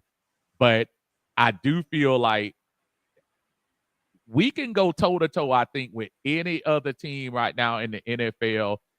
I mean, sorry, in the NFC, aside of right now Philadelphia. I'm not gonna lie to you. You think Philadelphia's gotten better? I think Philadelphia is young, and I think when you start talking about young talent, I think that's right now. I think they have a window right now with a lot of those young guys not going to be eligible for some contracts in the next year or so. Think about most of that defense. Most of that defense is second and third year at this moment. True. So when you think about that, at the point in that Saquon is in the second year of his deal, Jalen Hurts, underrated to me. I think he gets the job done. He does. Which is what the key is. But aside of that, and I know I'm switching gears. I didn't mean to. But you good, huh? From the NFC standpoint, and maybe we can bring that up. Is there any other team right now, other than Philadelphia, that you think, Lo, that the Atlanta Falcons need to be concerned with? And when I say concerned, let me change that. Any other team that you think Atlanta can't go toe-to-toe with other than Philadelphia? And I'm giving Philadelphia the credit because they're the champs, and I think they're much younger. I think they could beat Detroit. I think they could beat anybody in the North. Yeah. I think they could beat Washington. I think it'll be a close game, but they could beat Washington. Yep. I out west, I can see them beating Seattle, Yep. the Rams. Mhm. You never know what you're gonna get with the 49ers. I think that was Yeah. just an off year from them, but I think they could get the 49ers. The 49ers getting old. Um, yeah, I see it. I feel like look, we beat the Eagles last year, Right. you know. Right. So I mean, Eagles yeah, were only missing AJ Green last year. I know that's exactly. big. That's a big only, but I mean, Saquon was on that team. That Saquon ran up and down. Jalen ran up and down. And remember, those first few games, the defense actually was not playing horrible last year. You're right. You're But right. yeah, I mean, but what do you think? Do you think it's any team other than Philly right now that you're saying, oh my God, I hope No, we don't run into them? nope. Not really. Anybody can get it. Anybody. Anybody. Now, Anybody can get it. now in the AFC is a whole different story. I think the quarterback play in the AFC, dude, you starting KC, Buffalo, Lamar. I think that's a hard top 3 to crack in the AFC. But thank God we don't have to go through the AFC to get to the Super Bowl. We just got to go through the NFC and get there. I mean, so I'll be honest with you. I'm not scared of Kansas City. Like we should have beat Kansas City last year. Should actually we should. Now, mind you, 15 is different in the playoffs and in the Super Bowl. Like we seen them win by any means necessary. But I saw 15 get hurt. I saw 15 get demolished by Tampa Bay and come back and win back to back. exactly, exactly. Now, as far as Buffalo and the Ravens, like they got. I mean, let's be honest, they got to get there first. They got, you know what I'm saying? Like they got to get there first, don't like I, I can't be worried about them because it's one of those cases. It's one of those situations where they got to get there. We also got another Superman chat. Oh. Well, I'm gonna let you read it in the John Harris voice, Uncle Steve. You can't fire Terry Fontenot. McKay was in the way. Arthur Smith had the same power as Terry Fontenot. Plus, there was no money to spend for his first 2 years. He making gas out of grass. That's a John Harris super chat. Super chat with Uncle. Super chat with Uncle. Super chat with Y'all give a big shout out to man John Harris on the eye test. I'm gonna tell y'all. Super chat with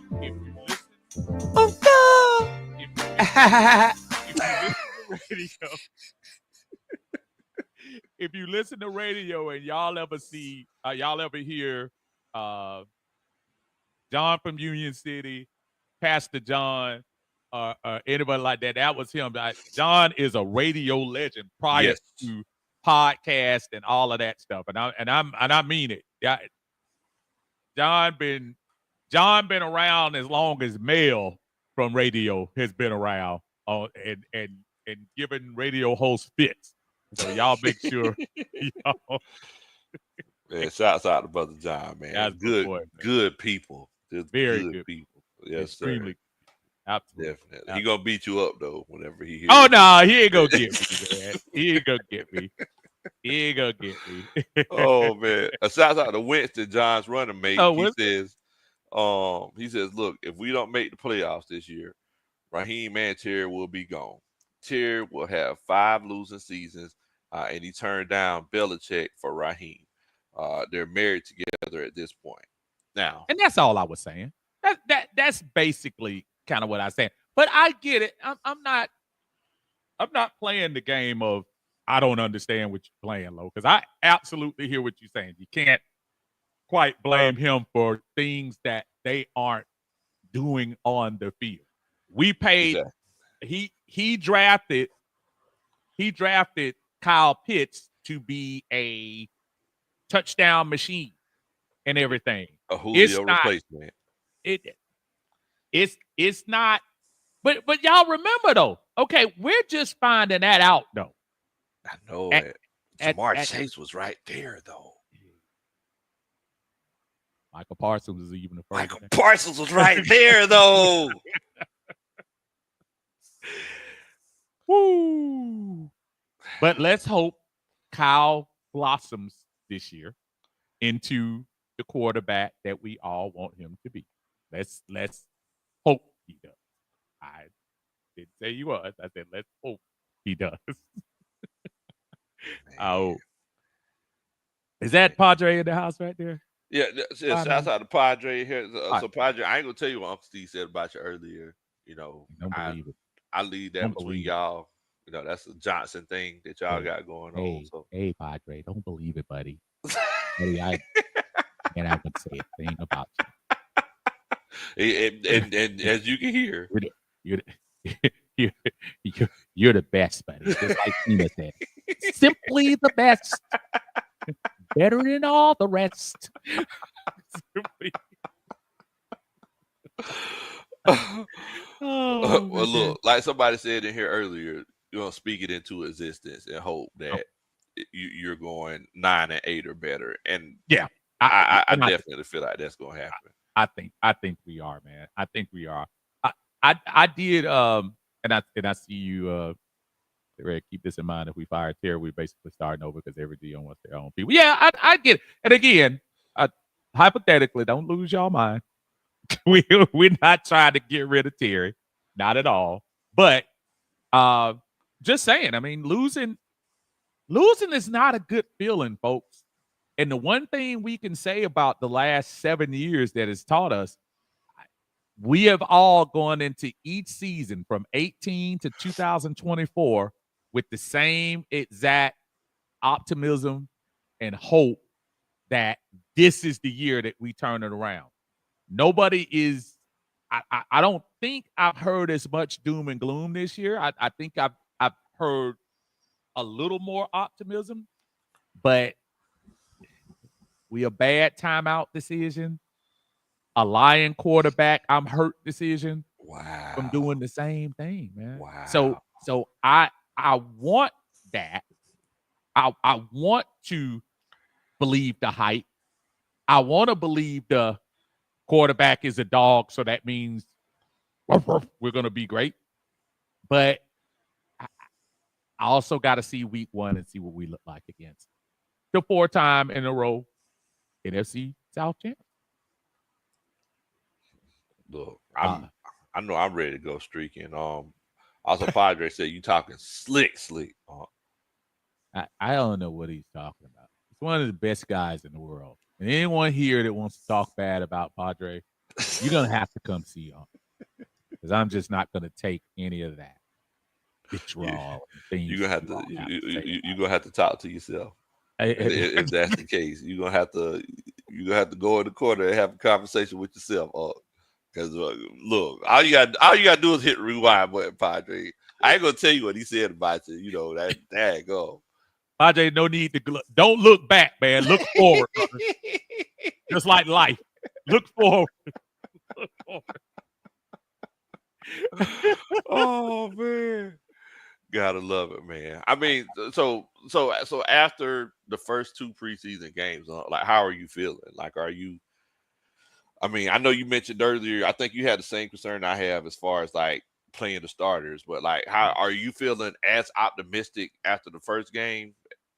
Or did you kind of come back down to earth a little bit? Or tell me how you feeling.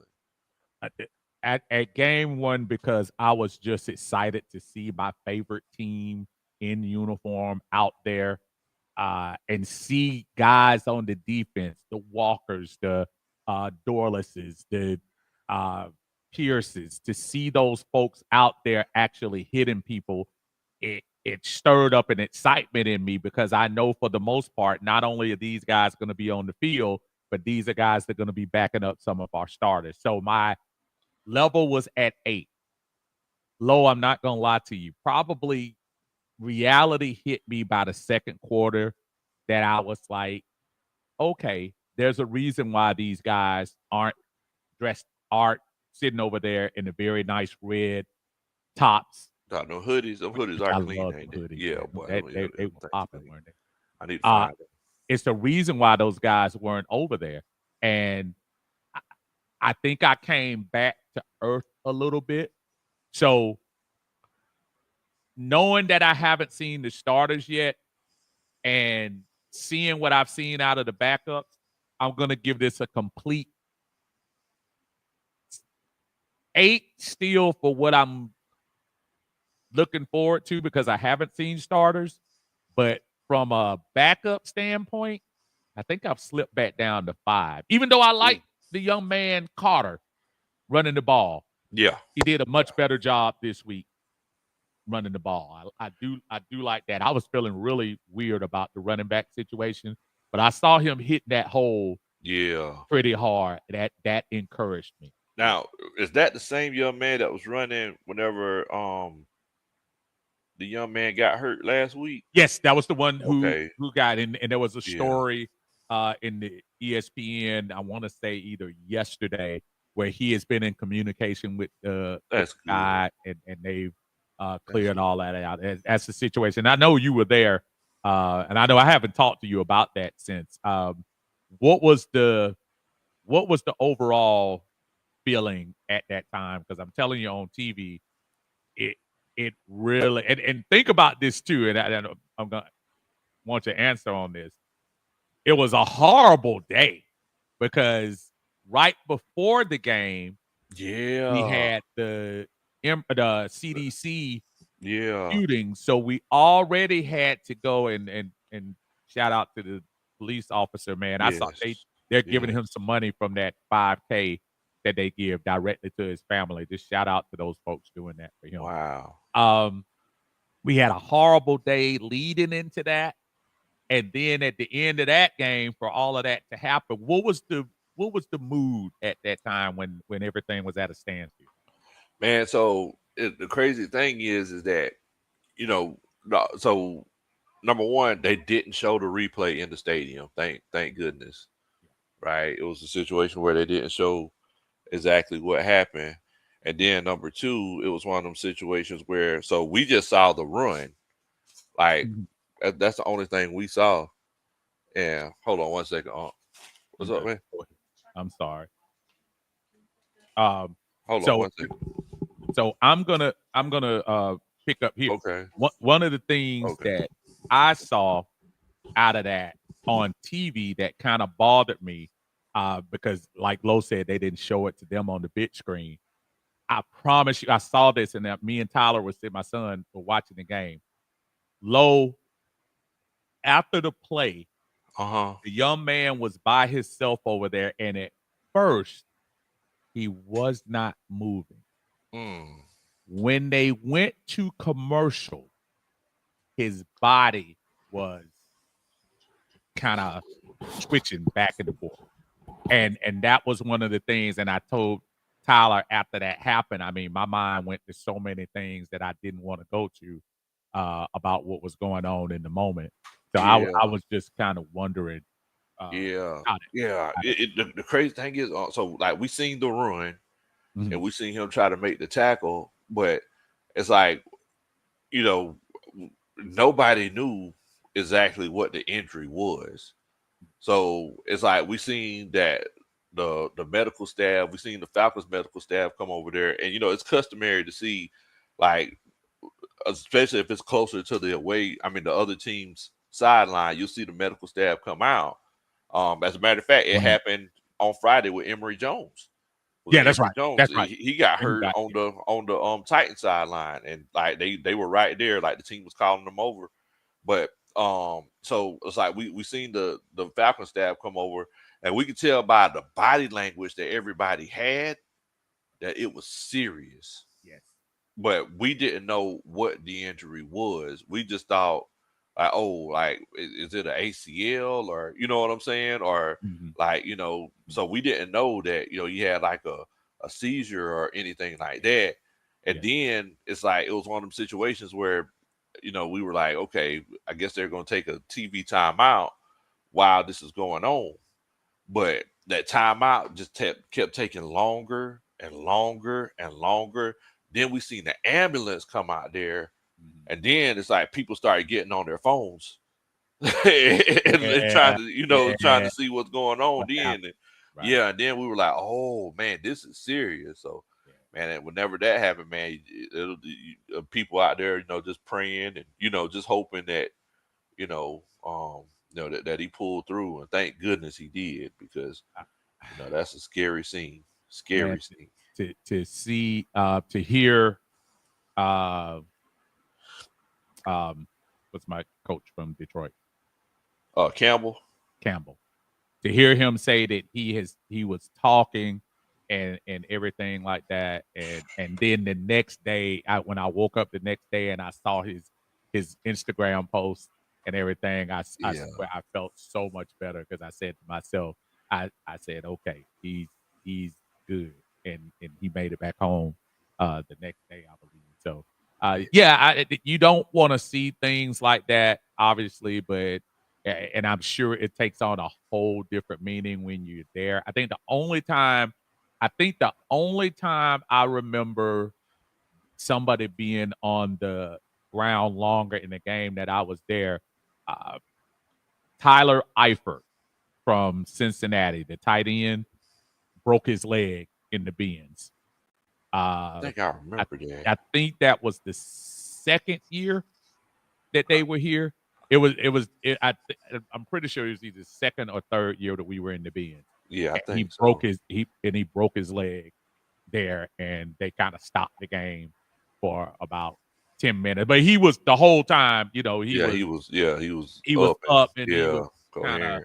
whatever. But they were doing that, so I tell you what, man, this Yeah, but people don't realize how violent the game is, though. It's like it's a man. It's look if you ever up close to it, like yeah, it looks pretty on TV. Just see people running around out there all fast, but absolutely. man, if you ever saw it and heard it up close, you was like, man, this is a gruesome game. Yeah, and if you didn't have and I'm telling you, man, if you didn't feel something at that time, I don't know what to say about you Man, at, I'm at this point, because that was a life on the when I saw that young man looked like he went into a seizure as the commercial was going through, and then that's when you saw them kind of uh, kind of huddled surround, around them. yeah, Yeah, huddle around, and that was good. But hopefully, we don't have to, uh, worry about any situation like just that. imagine what the NFL was thinking, right? Whenever Oh, that happened, because they didn't want another Tua situation, right? So oh just imagine they were like, man, cut it that off, get away dude. from it, I, man. and when you saw Raheem, them, and I told, and we were sitting right there, and I told Tyler, I said, "Yeah, they're not gonna play again. They're not gonna play anymore." And I saw Yeah, Emery hype the ball, and I said, "Yep." I said they're not gonna they're yeah, not gonna play this game. So uh, yeah, hopefully we don't have to see that happen. But I tell you, brother, I can imagine what that was. Hopefully we don't yeah, have man. to It's see that crazy. at home. It's crazy. You Um, Now, we did have another Superman chat from Padre. He said that know. as soon as Unc started talking, like he was on a job interview, Wow. he knew that the allegations were true. Dun dun dun. That's a Superman chat. So, like I said, that's I'm gonna dedicate. between. I'm gonna dedicate this to Padre. For everybody in the chat, Padre was one of the biggest fans of Desmond Ritter. I believe death can He was fly. one of the people that told me I believe death can touch the I was sky. wrong about this. Think about it almost every day. All of his accolades. Death can do anything. One of the strongest I believe death can score. Atlanta Falcons If he doesn't fumble on the four, I believe death can fly. I believe death can fly. Daggone. I believe death can fly.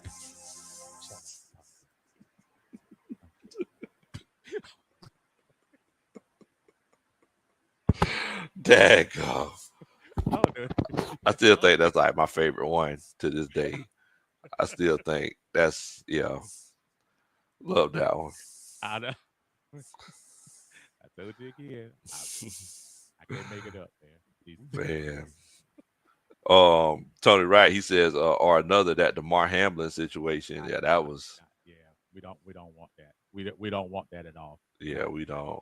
We Shoot, don't. not this year. The Falcons. We don't even want major injuries this year. No. Speaking of which, you said something real quick, wide receiver, and more importantly, Darnell Mooney. I know they brought in DJ Chart, but I see him dropping passes from Emory Jones, and I'm a little concerned about that.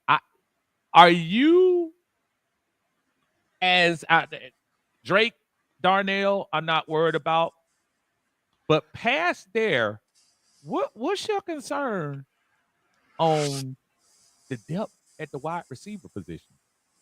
I mean, I'm happy with Ray McLeod. Now moving forward past that, we haven't really seen much from Casey Washington, Mhm. but I know that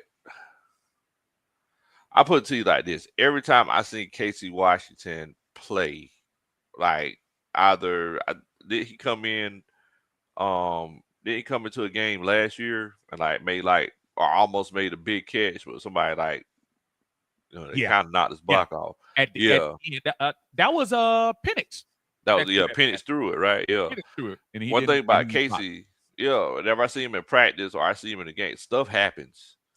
So if it's a situation where stuff is happening, I feel confident about it in that regard. So I'm gonna be honest with you. I'm pretty confident with Casey Washington. I know the drumming kid, like he's kind of Wow, putting on a little bit of a clinic, ain't he? Like wow, he catching all kinds of passes. man, and to your point, catching them. Look, that's the best. I know everybody can't speed up and take the ball and run down the field and at 4.3 speed, but I'm just impressed that he's catching the ball when it's coming to him. When I saw the stats last week, 8 targets, 8 catches. I mean, what are you gonna say? I mean, look, I mean, you really ain't lying. Michael, he says he's still waiting on the Felipe Frank song, and JQ says JQ says people aren't mentioning Kadero Hodge stepping up. Oh, you So know what? Yeah, Cadero. I listen. I I can appreciate him. That Tampa, how exciting was that? The game that he won for us last year against Tampa. Um, I like him, but I'm a little concerned. I don't know. I still not. And you can't have all stars. You usually don't see a team with 3 all quality wide receivers. I'm just saying, do you feel like Casey Washington, Chris Blair, Ray McLeod are those guys that if Drake and Darnell go down, are we in good position? And the reason why I say it because we haven't seen a whole bunch of Casey Washington. we We haven't. haven't seen a We lot haven't. of Chris Blair. And all the Nick Nash stories, everybody and their mama was telling me about Nick Nash. I see Nick Nash on the 4th string. If I'm seeing you in the 4th quarter of these last couple of games, I've got You a know what feeling that that means? what I don't know what I don't know what fairy tales y'all watch, but that doesn't bode well for you. I mean, I don't know what you think. Am I out of line? Nah, you're not out of line. You're not out of line at all. I mean, and then I mean, you seeing Drummond, he's getting the first team reps in the 2 preseason games. So I mean, I'll put it to you like this: if Drake London and Darnell Mooney go down, I feel like it's going to affect. I feel like it's going to affect our offense. So Mm, yes, in that regard, I do have some concern in regards to the wide receiver room. mm, Um, and I also follow it up by saying I feel like it's almost good as golden in my mind. I feel like our first pick is going to be a wide receiver next year. That's my hot take of the day. ooh, That's my hot take of the day. Oh, you agree? I can't stand you. Me and Tyler, and for everybody, keep right, Tyler is my son, and he's probably more knowledgeable about today's players than I'll ever be. And we bounced back and forth. Lo, he and I were talking yesterday morning, and I told him, I said that second round pick is gonna be a wide receiver.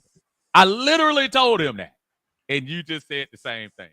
So Yeah, I think so. 1.5 great minds think alike. So One I one mean, and a half great minds think this alike. that's You crazy. the whole, I'm the Uh, half. So uh, you know. I mean, I-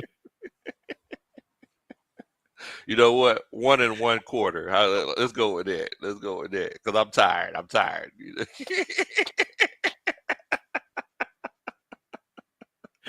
oh, oh but man. yeah, I and you know what? I'm gonna be completely honest with you. I Mhm. feel like, especially if Terry Fontenot's still here, Okay. if there's a guy that's trailing at the end of the first round, I can see us trading up again and getting them Yeah, yeah, I because can see it. I'm serious, because it's one of those cases where if we see this all the time, and we know this is one thing that the Falcons love to do. Uh, After we find out who our quarterback is, oh, we're gonna load them up. Oh Like yeah, we're oh yeah. going to get them some weapons, Mm. So, and that's why I knew that Terry McLaurin wasn't going to be traded, because Oh, they got Jaden Daniels now. The last thing they're going to do is trade away one of his his best favorite targets. target. Exactly, exactly. So he's smart in saying he wants to trade because he knows he's going to get broke off. Uh, Yeah, I just don't. I don't see it. I don't see him going anywhere. Just like I don't see the people talking about Drake. Tyler thinks Drake is going to move on. He seriously think he said Penix is going to shine, and we won't need Drake after that. And he said let Drake. I'm telling you what he said. I don't think I think they have Drake in hand by the end of this year. I think Drake will be re-signed before the end of this season. I think he'll be So extended. yeah, you know what? So the crazy thing is Tyler said that. So the last 2 seasons, I would have agreed with him, Mm-hmm. but and you seen Drake at Oh, OTA. oh, Drake is like he's a totally different guy. Drake is, and that could have been some of the folks that are around him. I love that spin. That could have been it. Could have been the talent around him that was holding him up. Yep, It could have been yep. Drake again. 4 receivers last year, 1,200 yards, 8 touchdowns, 100 catches. Drake was Drake one one of them. of them. Yep. And I just feel like I think Drake will be paid prior to the end of this season. I If I we're could gonna go definitely into see that. Mhm. Drake, whenever we were talking to Drake, Yeah. Drake was talking like, yeah, I'm probably gonna be around here for a while. I'm Oh, gonna go ahead and try to establish a good relationship with the fans.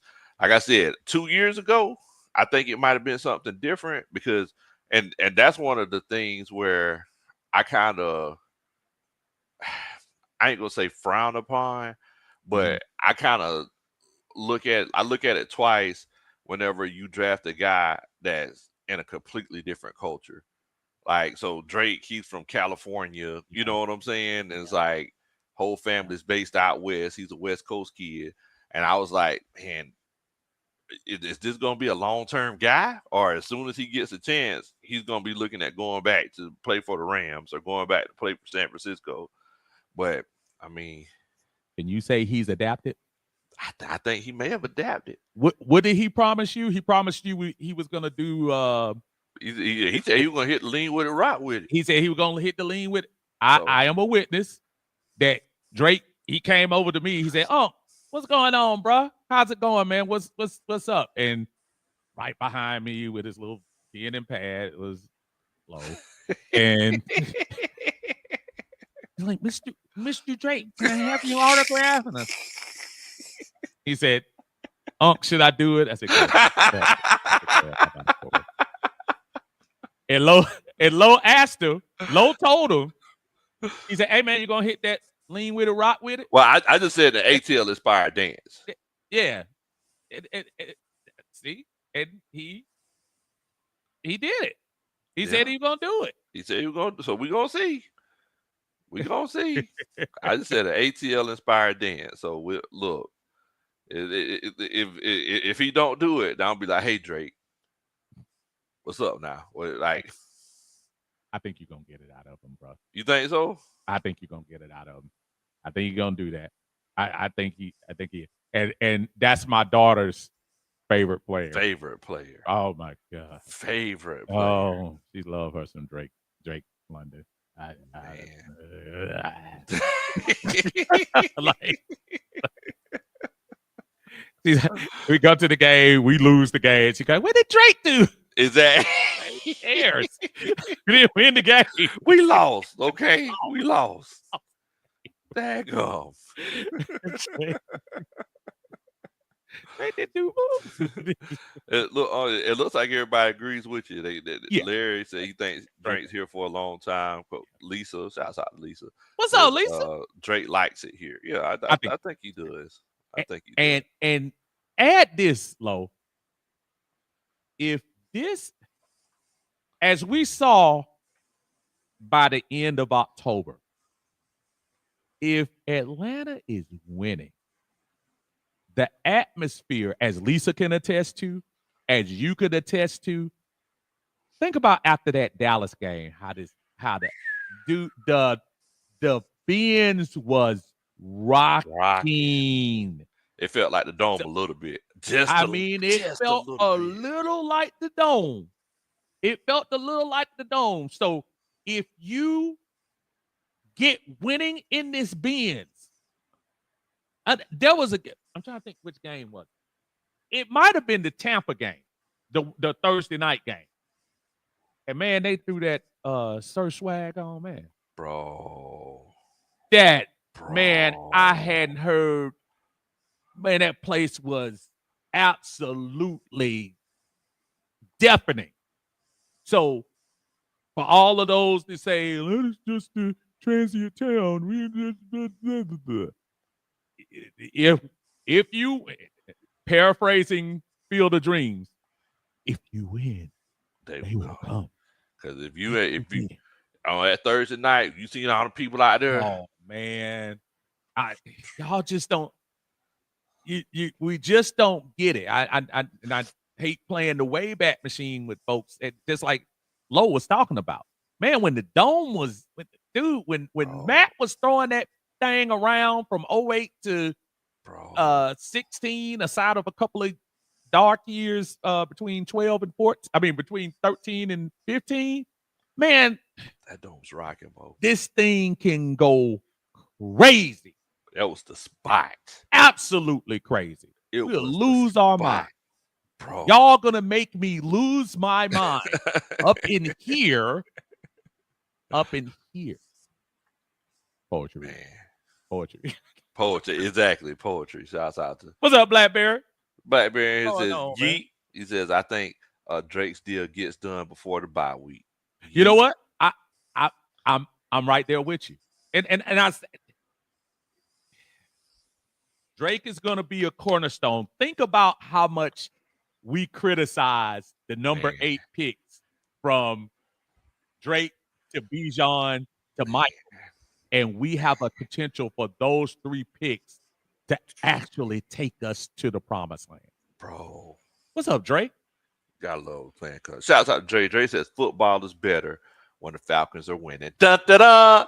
That's a Superman chat. Shouts out to you, Dre. I agree with you, Dre. You know why? Because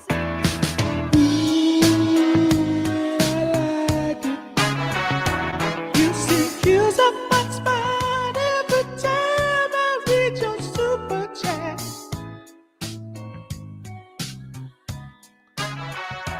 Oh, you know in my mind when you talk to Steve. I thought we were going to get it, but it was a $2 one, man. Sorry. Okay. All right. I'm a little bougie. I'm a little bougie. Okay, I got you. Okay. I thought we were going to get that. I like that, but okay. But I appreciate you, Dre. But shouts out to you, Dre. Shouts out to you.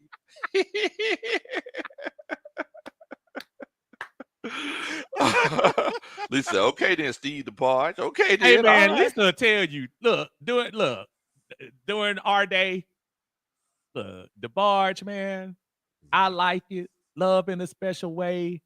Time will reveal. I mean, oh, jeez. Goodness gracious. Man, boy, good Goodness times. gracious. Good times, boy. Man, that was just Man, good I stuff, used to bro. think That about was good immature things. stuff. Daggone.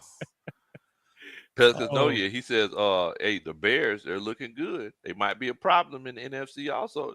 That sports almanac, you said that they had them listed as losing, I mean, being last in the division. that's what they say here. But again, I'm telling people, please look out.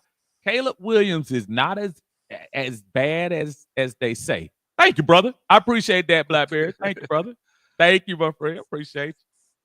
Please say that. Yeah, yeah. That the bar shit Man, totally boy, different. what you talking That about? and switch. And, from the Man, more family DeBard. That yeah, yeah. boy. You hear a ballad and a last name DeBarge is a songwriter or a singer. Yeah, it's You know, over. you got you one. You got you You one. got one.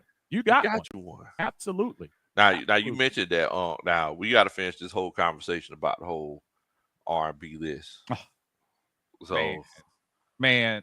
So golly, let me put this on and try to get the full cause stuff. Uh, that, that whole situation right there, I was telling Coach Roney about it the other day, and I was like, man, you talking about disrespect? I mean, and uh, it's one of those deals where you say, I don't know who made up the list, but it was kind of concerning to me that some of the folks was all I gotta say. I'm gonna try to pull this up again, but Luther Vandross on the top R&B singers of all time. Luther Vandross was 22. I'll leave That's the conversation ridiculous. right. That is ridiculous. That to me was absolutely just crazy. Now, Uh, Tanisha Higgins says, you glowing on camera tonight, Tanisha? Don't oh, you don't you making his head swell up? Don't do because the it, next time I it, talk to it, him, the it, first it, thing he gonna say is, "Hey, you know I was glowing the other day, right?" Yeah, I told. look, I'm glowing because I put too much. I That put that too much. shine. He's shining. He ain't glowing. He's shining. It's it's, it's too much, man. I mean, but that's. I'm trying to find this list while you reading that off right quick. I'm trying to pull this Kiera, up. she said 20. Yeah, I think What's it was up, what Kiera? 22 kid. 22. Yes, 22, which is even more that's ridiculous. insulting. That's ridiculous. 22. Um, Top 10 okay. easy, Clayton. You know Top what? 10 easy. I know it's on my thing, so I'm cheating, y'all. I'm gonna. So here's the list that they had. So this is the top 10, and I'm sorry that I'm doing it the cheap way, but I can't pull it up. So I'm gonna pull back a little. So the top 10 R&B singers according to Billboard were Marvin Gaye 10, R. Kelly 9, Mariah Carey 8, Prince 7, James Brown 6, Whitney 5, Beyonce 4, Michael Jackson 3, Aretha Wow. Franklin 2, Stevie Wonder 1. Now, I'm not going to lie to you. Stevie Wonder is my favorite singer of all time. I'm not as great as Stevie is. I'm not even really thinking Stevie Wonder might be number one R&B singer. He's in the top 10. Love him to death. Um, Mariah Carey number 8 is ridiculous because Mariah Carey is She's not a an pop singer. R&B singer. She's a pop singer. So that's good. You might as well put Barbara Streisand on there now. if you're Exactly. gonna do that. I know y'all got your freaky guy at number 9, and there's no doubt that Wow. he's written a lot of things and stuff like that. I'm just not. I don't know. So y'all take that top 10 right there. James Brown should be in the top 3.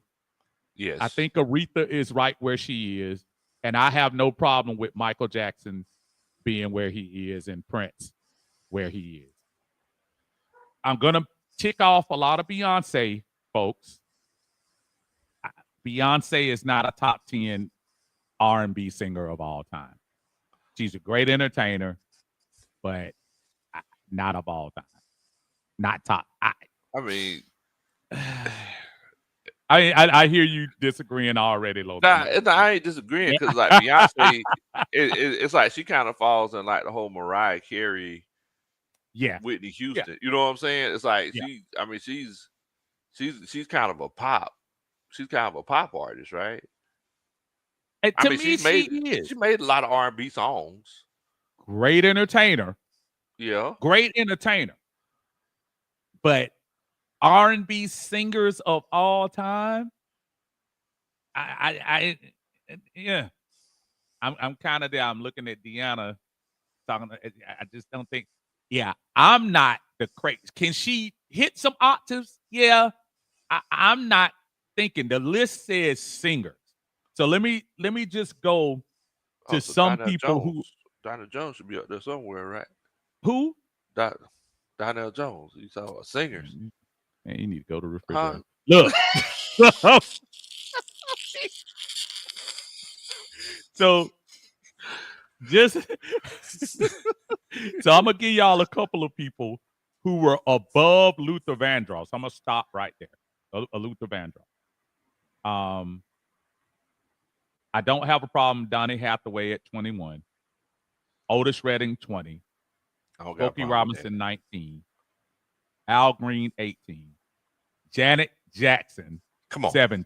come on now, come on now, Again, come on now. entertainer, yes. Man. R&B singer, come on, man. Ain't no way you could tell me. Come on, man. Mary J. No. Blige can talk about every man to the history of the world and dog them out as much as she wants to. That does not make you a top R&B singer. Girlfriend, he wasn't disrespectful. In fact, okay, all right, man. I'm not gonna cry. Okay. Isaac Hayes, 15. Love Isaac Hayes as a producer. You're not gonna tell me he's over Luther. All these people I'm naming are over Luther. I can't put Isaac. Curtis Mayfield, Sam Cooke. I like Sam. I don't think Sam is over Luther. Usher, number 12. Usher. Number 12. Usher. Now, if you had a contest of how many cherries you're gonna bring to women to break up marriages, Wow. if you're gonna have a contest to see, Wow. How many chairs you gonna bring to break up a marriage?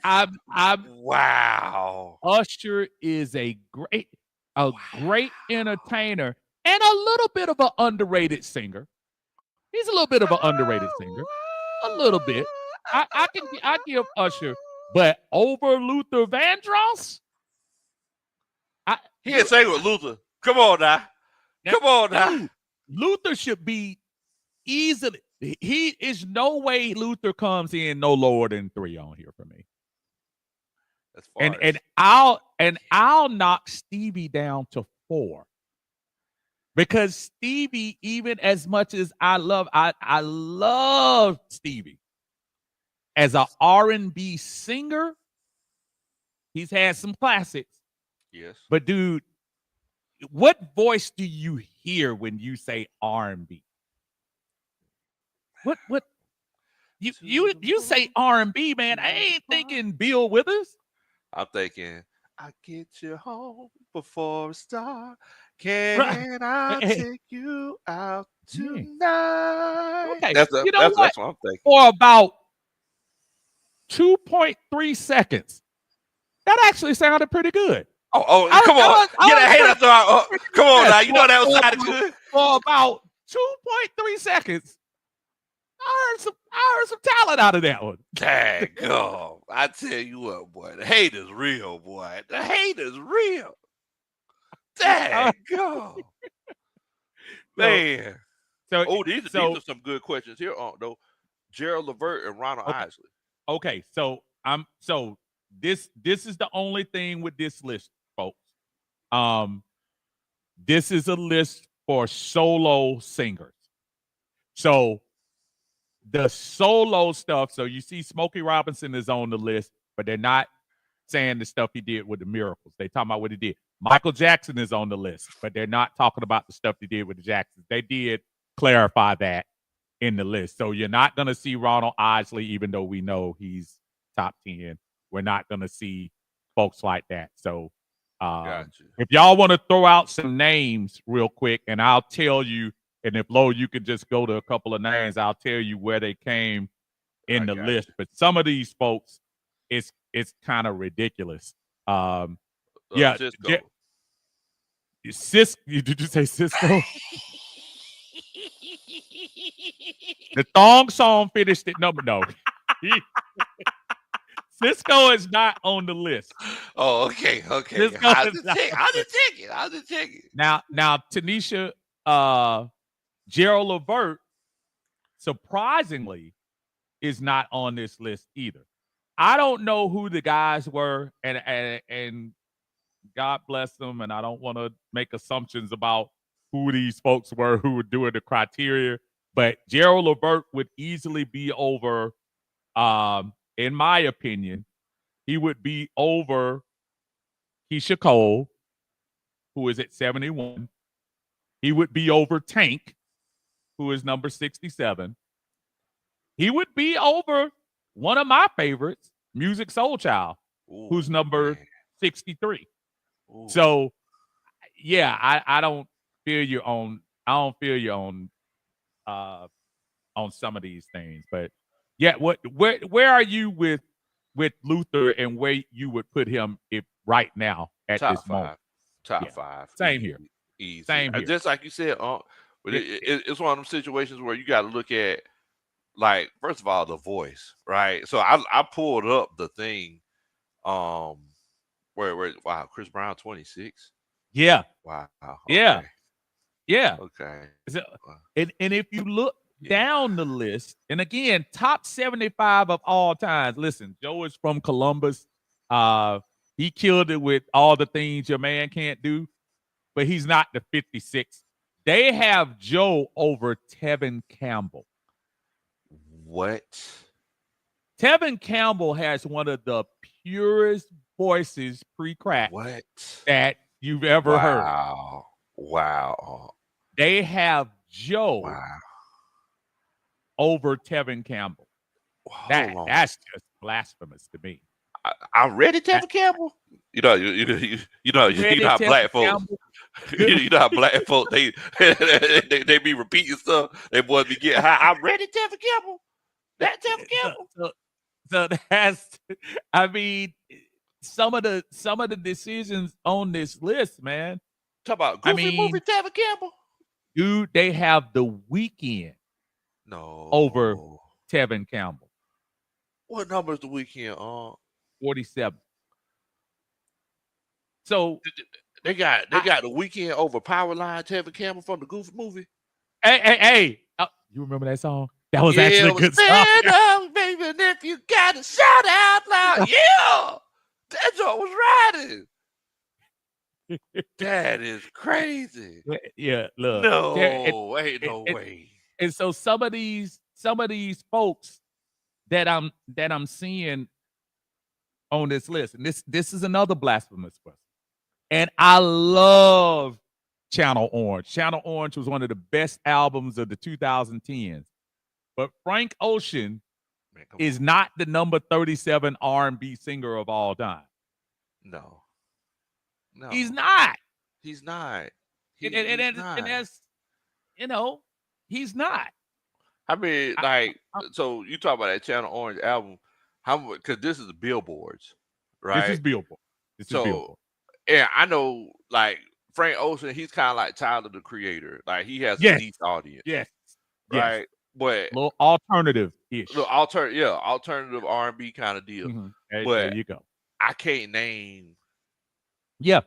5 Mm-mm. Frank Ocean joints. Like I know you had a tornado flew around Yes, the that's room. the most popular one. That's the most And popular. and that whole album, I'm telling anybody, I think that was one of my top 3 albums of the 2010. Now, don't It was get a me good wrong, album. because I like him, I probably listen to him more and more familiar. But to your point, if you're gonna be one of those folks, yeah, I gotta know more than thinking about you. Yeah, Oh, that's it. Johnny yeah. Gill is not on this list. That's another one. What? Johnny Gill, look, Johnny Gill is basically legendary. Johnny Gill was talking about perfect combination back when I Yes. was in high school. Yes. I mean, So actually, I was in the singer of My. Yeah, the singer of My is not, according to Billboard, is not better than Neo. Now, hold on. I love me some Neo. First of I love all, I Neo, love me some Neo, but but he ain't touching Johnny Gill. Johnny Gill, according Johnny to talk Billboard, about rub you the right way, Johnny Gill. rub you the right way. Man, you can, let me tell you something. I went to the dance floor doing, did you feel? Oh man. My drug when I yeah, boy, come on. He said, I'm gonna lead these moves from New Edition. Go look at that video. That's the only move he does. That's the only movie he did. I might have to go back and look at it. I You just can't see my remember. leg. Look, Johnny was feeling that joint though. Johnny was killing it. Man, you couldn't tell me. You couldn't tell me that wasn't. But yeah, man. He'll about Teddy P. Teddy Pendergrass is number 22, one step below Luther. One step below Luther. Teddy Pendergrass. I and I'm gonna take a little bit of disagreement with number 32, Lionel Richie. I like Lionel. I think Lionel skews more country-ish He does. than he skews R&B. I'm not trying to tell you that just to be close to you, girl. I can't tell you that wasn't good. But if you listen to most of Lionel's stuff, I on down the line, half a mile or so, and that's it. And all a lot of his stuff skews more country pop than it does R&B, in my opinion. But Pelican know you said, what about Bobby Brown? The king of alleged king of R&B is number, I just saw him. This I'll be Brown. Bobby is. I felt this is gonna be blasphemous. Wait a minute. I see Chris Brown. I just saw Bobby. Bobby is 49. 49. Oh, come on. But now again, I think Bobby falls in the category of entertainer, though. Is Bobby's voice really that memorable? Listen, you couldn't tell me Mr. Telephone Man wasn't the bomb. That was a nice song. But Bobby, as a singer? No. He was okay. I've seen Bobby Brown live before. And Bobby, when he was young, don't be cruel. It's untouchable. That one album. That album, it not only transcended music. Hits, right? Yeah, like 6 hits. That album made people change the way they designed their house. Because that was the time period. You remember this in the early 90s, people just white out their house. All because of the every little step. Am I wrong? Tell you something. I won lip sync in the Army. If I had any Army guys that could verify on here in Tacoma, Washington, I won lip sync more than 2 times doing every little step. I grabbed 2 of my guys. Every little. I get two guys behind me, and I just told them to Man. do and shout out to my white brothers. I got two of my favorite guys. They couldn't dance to save their life, and and this is an absolute true story. It's two white guys. They were real cool. My boy Tony, my boy John. John was my roommate, and they were giving away $150 lip sync. Oh And man. I knew I could dance. And I said, all I need y'all to do is move left and right. Don't you know they moved left and right? And we won the Daggone. all I did every Bobby Brown move I could do. And they just That's all they did. that's all they did. Shout out to my fellow. Daggone. Loved them. You That's can't beat that right there. Look, man, those were every my little guys, step, bro. man. You can't, Absolutely. man. You can't beat Absolutely. that. Let me ask But you yes, this: what about Anita Baker? Anita's on here. She is number 31. And I think she's one of the more unique voices She on is. here. Would you say Anita Baker's voice resonates more than Tony Braxton at 36? Yes. You do? Okay. All right. Yes. Yes. Dionne Warwick, 43. But Dionne kind of skews pop. That's true. That's true. I'll go there. That's true. Yeah, we maybe got not. another Superman chat in here. Shouts out to Carrie. She says, "What in the world, Bo?" Says, "I went out to dinner. I just got home. Y'all still alive." Shouts out to y'all for bringing amazing Falcons content. Dun, dun, dun. That's a Superman chat. Shouts out to you, Carrie. We're gonna bring this up for Carrie. Let's see. My friends wonder what is wrong with me. I got a super chat. It's from Uncle Steve. I came back to let you know. He said, "I came back." Got a Okay. super chat, and you know it's gold. Man, That man said, "I came back." Bobby Caldwell was in Man. love on that song, bro. Boy, you could tell. He was in love on that song. You could tell. For sure. You could tell that man sung his heart out. Man. That man developed some soul from somewhere. That man sung his heart out. There are people to this day when he passed. I think we had a show on this one time that is that a white guy? Dude, Bobby put his foot. He put his foot in that song. joint, boy. He put his foot in that really to did. this day. He really did. Anita is better than Tony. Okay, I hear y'all. I mean, who you think got more resonating voice on? I think. Listen, you couldn't tell me the Rapture album wasn't the best album. I think that was one of the best albums of all time. That was another one that had a lot of from if I get into it. 365 days of the year. I used to love that song. Man, we done cleaned that. We done You cleaned Bring the house Me Joy. Oh my goodness. Oh man, I mean, we done cleaned the house a many a time to that album. Man, I'm gonna put that album on Saturday morning. Man, so you better start cleaning. That I'll go Tony by a hair over Anita, but I don't have like really sings. I think she does. I mean, I'm just sitting here thinking, hold on. Why you wanna lie to me? Just be a man about it. Unbreak my heart, brother. She sang the mess out of that song. She did. Say you love me again. Hey man. Yeah, hey.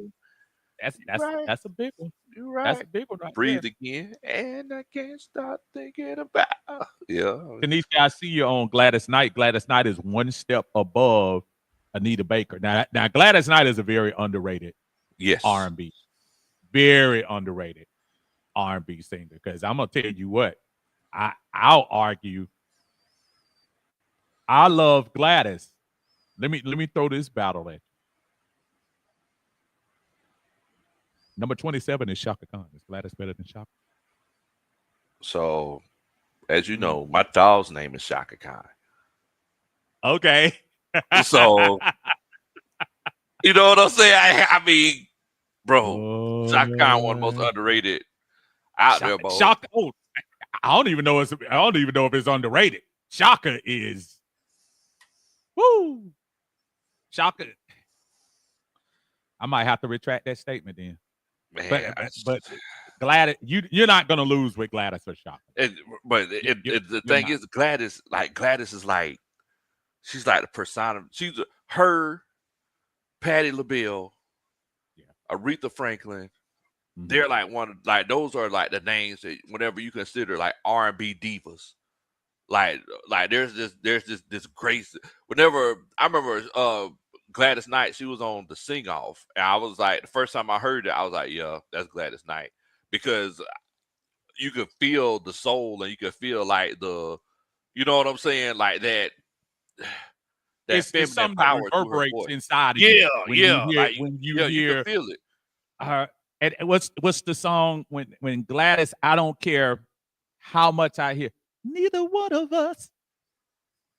And at the very end, so long, my man. Oh, God, Gladys in love on that Mass song, singer. man. The mass that's what I meant. It was a mass singer. That's what she was on. Yeah. I was like, yeah. I was like, yeah. Man, that's Gladys Knight. Whew. Man, but you can't beat Shaka either, though. You can't, bro. Both of them are just that's a tough one. That's a tough one. Somebody mentioned Charlie Wilson, Uncle Charlie. Charlie is not on this list because probably the majority of Charlie's big hits are Gap Band. Even though Charlie's voice is definitely one that I would throw in there as far as Macy's. Yeah, that nephew Armani in the house.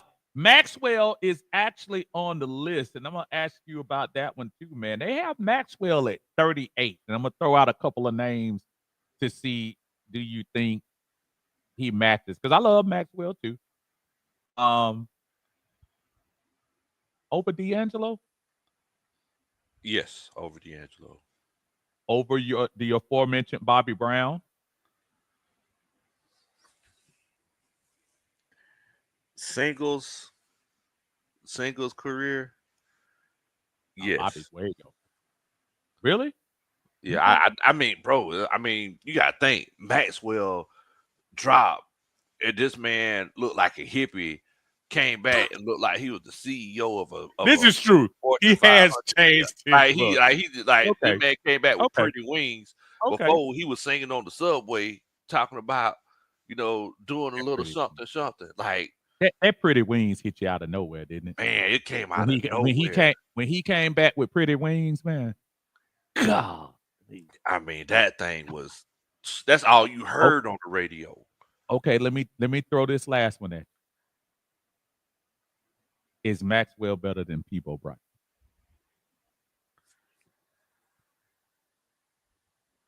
Peebo's at number 58. Yes. Okay. Maxwell, my guy, man. I'm sorry. I'm sorry. Peabo a bad boy though.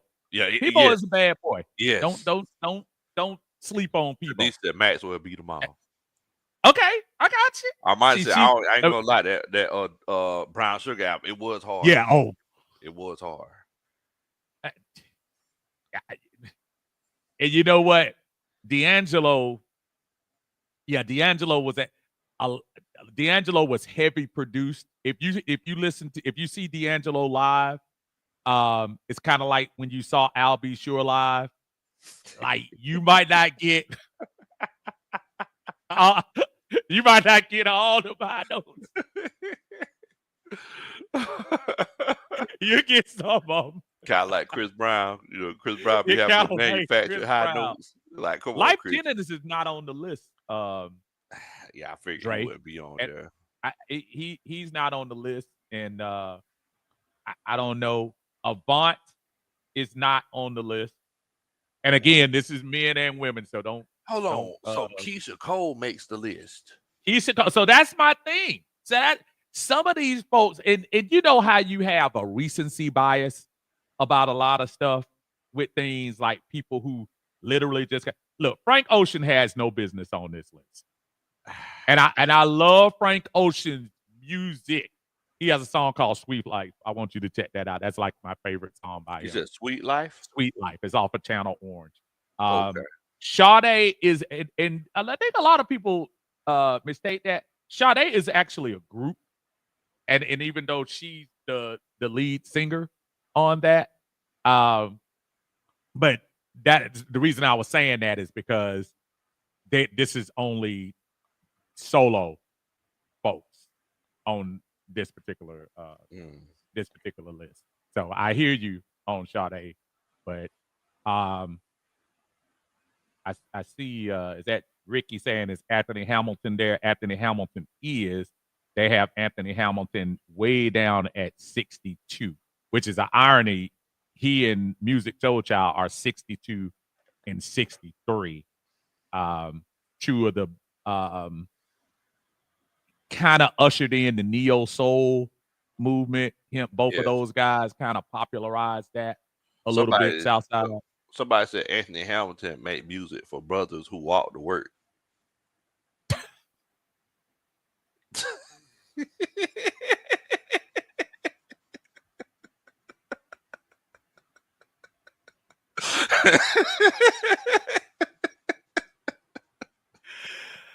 I don't even know what to do with that, but that's pretty funny. That one ain't mine. I just saw that one on the internet somewhere. I had the same reaction you had. But that's true. That's true. Yeah. Vanessa Matter Williams what the people is say. not on this list, nor should she be. No, I think she's a heavily produced. Look, I'd love to say the best for last with her as well, but yeah, Vanessa is Yeah. now I'm if trying to we're think. about illegal pictures, that might be a different What context. about Different, Jaheim? right? Jaheim on this? Jaheim is not on the list. Wow. Jaheim is not. So Our Tank. music buddy is in there. I see right above you. Yuri is here. What's up? What's going Shouts on, out, buddy? Yuri. Hi, Yuri, what is going on? And I'm gonna tell you, if it's anybody that y'all need to check out, Yes. doing his bylines for his magazine, y'all make sure y'all check Yuri out. And he knows about music. And you're absolutely right. Frank Ocean doesn't drop enough music at all. The last album was Blonde. We've heard a couple of snippets from some things that were supposed to be in the studio. But yeah, you're right. Frank doesn't drop any albums. So for him to have such a lofty position, I think you had some young folks in there, Yuri, and Yeah. I'm sure you would agree with me. You had some young folks in there that just realized how big Channel Orange and Blonde were. Fine. Yeah. Hold on. I'll be Alicia, right back while you explain no, that. go ahead. And I'll keep it on here with you. Alicia Keys on this list is number 33. I think that's a little high to me. If you have it down here, I'm gonna read some of the comments. I see some of y'all. Appreciate y'all coming in. Dre says, "Who are your top gospel artists?" I'm a little bit old school with some of them. I'm a huge Take Six guy. Pretty much anything Donnie McClurkin puts out is pretty good, and I'm a big CC Winans person as well. I can deal with any of those folks in there. Diana Ross is number, which again, when you talk about R&B, I'm not sure this is something she should really be in. Let's see. I thought I saw her name on here. Didn't I see? I think I saw. Who?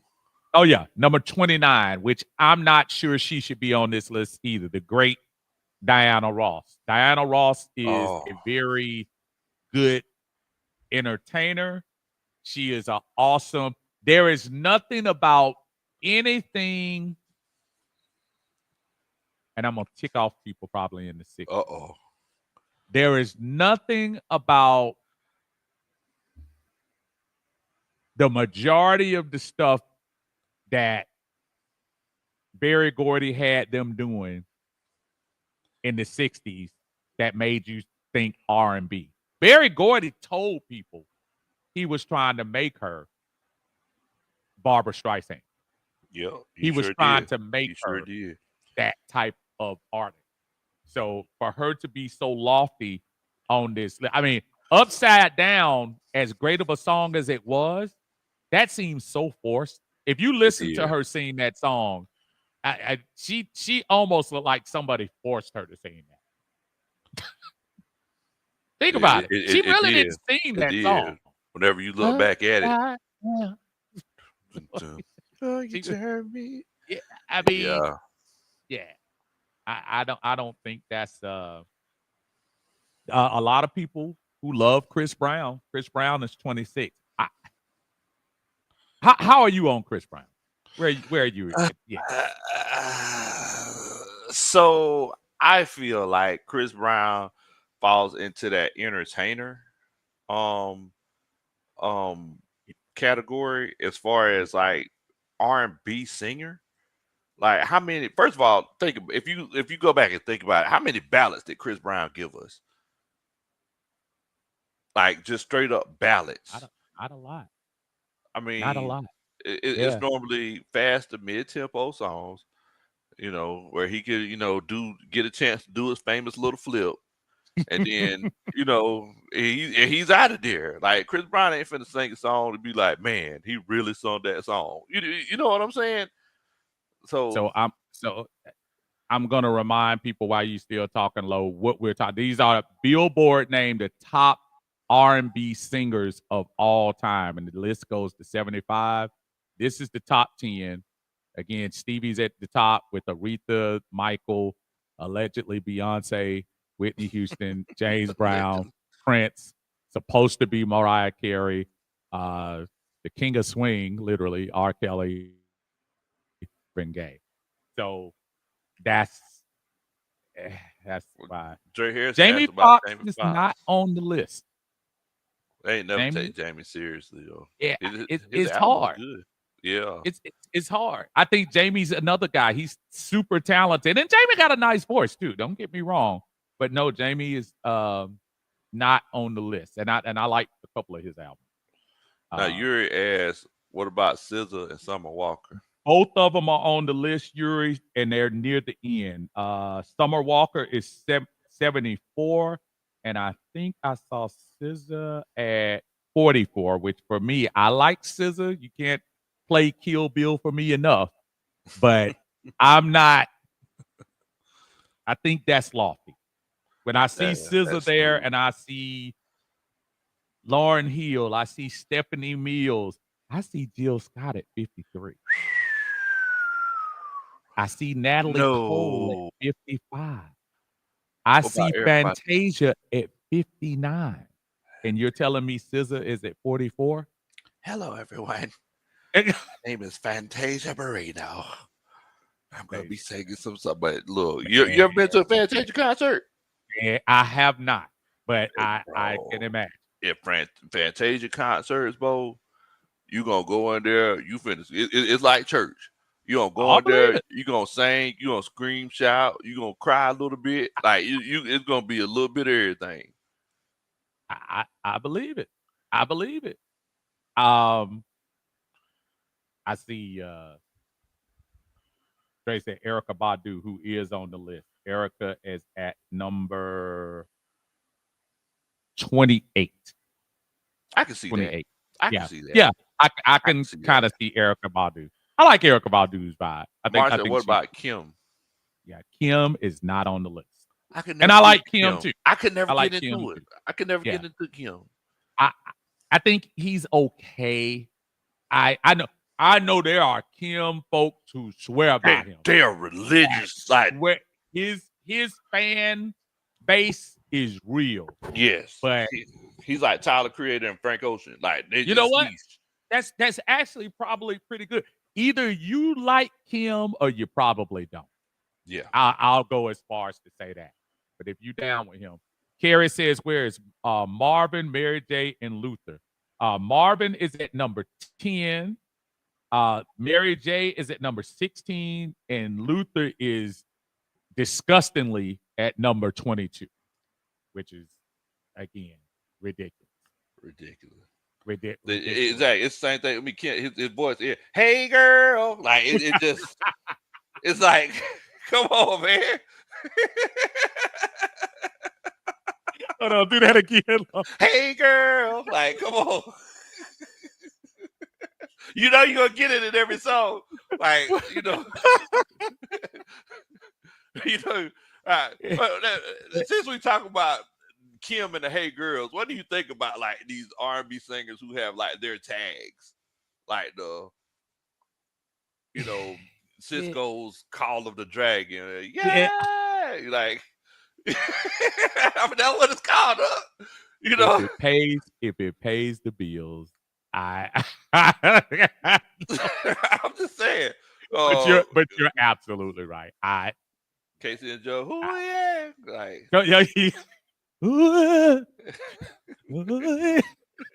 hey girl, like how many times have we heard that man say hey girl? That's true. That's true. I mean, but I bet you make him. I bet he can come right now, and I bet you he probably sell out. I don't know if he sell out State Farm, but he get half of it. Kiara says Rick James. Yeah, Rick is at number 51, and as much and you know, Rick was a funky dude, man. Rick was. I was just saying, like, was it really R&B though? Because he was more funk, right? He was more funk, but man, yeah, like the Fire and Desire. Fire and Desire, man. When you got a classic like that, it probably puts you up a little higher. So Rick is there at 51. I can't argue with it. I don't think he needs to be super much higher, but he should be in there. Is Ella May on there? Ella May? Yeah. No. Is she my boo? Is that nah, no, what's the name of that song? Oh man, I'm trying to think. Was it my boo? What was the name of that song? Boot up. Boot up. Yeah. And I like that song. Boot up. Yeah, boot up. I like the second one she get the tripping song. Chip, chip, chip, chip, chip, chip, out of control. Yeah. I like listening to her album. I like listening to her album because after every song she say something. Oh yeah, she's and she got an accent. I was like, man, it tripped me out, man. I didn't know what I was going to do, but it's just so funny to me. I don't know why. That's Jason Tatum. Yeah, I didn't know that. I just found that out the other day. Yeah, dude. So Jason got boot up. Absolutely. Oh man. Carrie says, Seal. Yeah, okay. So Carrie, this list is specifically solo artists, and it looks like they're going solo artists during their time. And no Grandizer, there is no Nina Simone on this list, which is kind of a little concerning to me too. That she's not on the list. No. Well, see, they got Phyllis Hyman at 68. I saw that. Wow. I mean, so it and again, I have to just traditionally go back to what R&B is to me. I think a lot of these folks that they have on this list, in my opinion, I'm not sure I would put them in an R&B status. I'm not sure. Wow. Is John Legend R&B? Oh, wait a minute. Hold on. First of all, before we even go into this, y'all. I don't even know why you even brought. Look. We've had the argument. He's talking about my wife is John Legend sold out. Y'all have messed up now. I ain't doing IT. I'm in love with you. That's imagination, babe. You ain't even talking about John Legend now. You ain't even. That's the voice of my ancestors. You ain't even talking about John Legend. It is hard to people. All me. Oh. Give me the green light. You hear me talk about John Legend, No, boy? I see. You see who John doing it? Legend. That that was him. That was John, him. he reminds me of like a black Dean Martin. Like, give me this one night.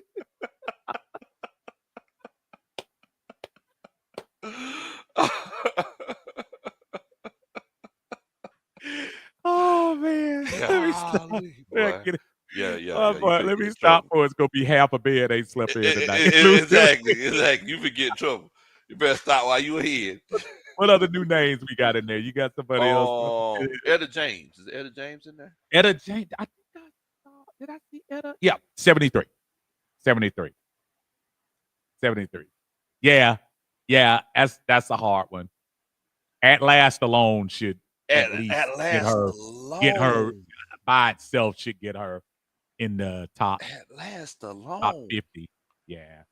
So again, eh, the criteria so far, just people that are, and again, y'all, but just join us, top 75 R&B singers of all time. Deanna says, Ryan Cameron said John Legend is a great enunciator.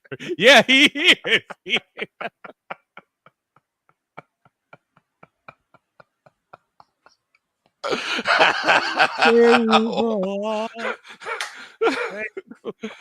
Live it up. We can And let me go tell you, I crazy. say all of that. John Legend, Ordinary People was one of the best written songs of the 21st century.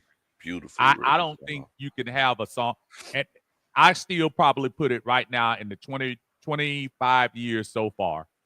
I think Ordinary People ranks as one of the best written because you don't even know if it's a love song. It's kind of really a tell it like it is song more than Kind of is, right? a Yeah. love song. But I mean, I can absolutely see folks, you know, loving him just for that. Ordinary People by itself probably got him.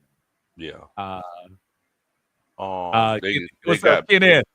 He they said, got good. Big Low Country on there after that smash hit snooze from the spring. Yeah, I smash think hit that was at snooze. 78. Oh, that was 78. Dang up. Just missed it. Just Dog it. missed it. God dog it. Dang up. Man, my bad. I didn't mean to interrupt you. Go ahead. Antonio got Johnny Taylor on there, which is a little bit of a shot. Johnny Taylor is not These on this list. last $2. Now, time to Last check. $2. I'm not gonna lose. You familiar with Johnny Taylor like that? Oh. Let me tell you something. I think Johnny Taylor is one of them cats that will never be appreciated enough. And I think lists like people will always just not give him the love he's supposed to have. Nah, man. Yeah, So heaven, boy. So yeah, heaven. brother. Oh man. They getting a lot of them these days. I'm telling They you, boy. getting a lot of them these days. That's for sure. I see Howard Hewitt. Howard is not on the list, and again, probably because most of the stuff that we remember him of, except for "Say Amen," the majority of the stuff that he had is with Shalimar.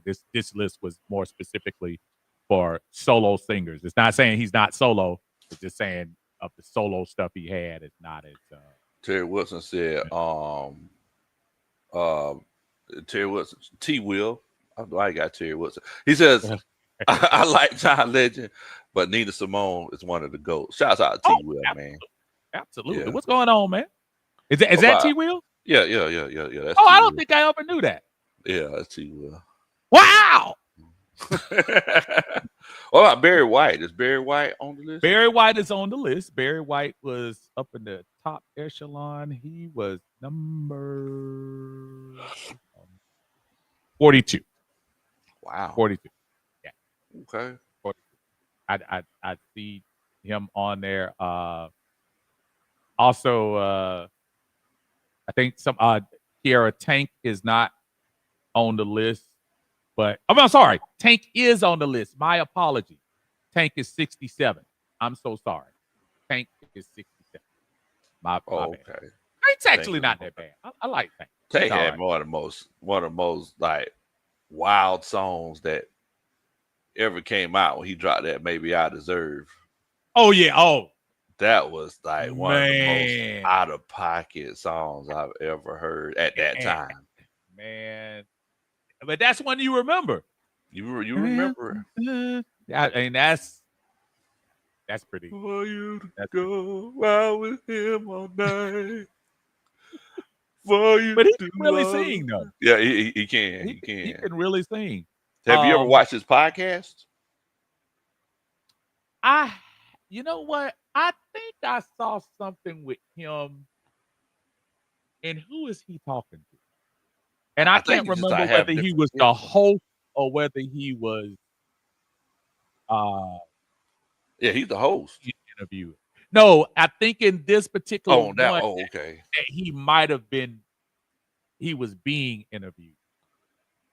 Uh Brian McKnight is not on the list, which is crazy because I do feel like he kind of lays a little bit on that Yeah. pop E sound. Back at One was strictly a pop song to me. Strictly a pop I song. think that was Smash hit one. though. And if y'all listen to Brian now Brian tried to go hardcore for a little bit. I Well, think R&B. R&B slash something. Oh, okay. Yeah, go look at some of Alright. go look at Okay. some of hey, go look at some of Brian McKnight's last 10-year songs. Oh, really? Oh, Oh, okay. Brian Oh, got its expletives all oh, over the place. oh my goodness. Yeah, one of his Brian songs. McKnight. What Brian McKnight, Brian, brother of Claude McKnight, top Take Six, Wow. quote, yes. And I know he's had some very public stuff going on with his son out there. So Yeah. I heard Alexander O'Neal, who I think is somebody that's now R&B, he should definitely be on this list, and he is not. I'll take Alexander over. It was a joke. I don't even. I like yeah. as much as I love all the things your man won't do. He and that and here and I know she just said. I think that was a great song, but I don't see him as being top I mean, 75, whatever. especially 56. When I think about And, Joe, I always think about the song with Big Pun first. I'm sorry. oh yeah, Note Player. Yeah, he Yeah. did the remix, right? Yeah, The he did. but so little known fact. Okay. Whenever Joe and Case did Faded Pictures, Oh yeah. apparently they were drunk.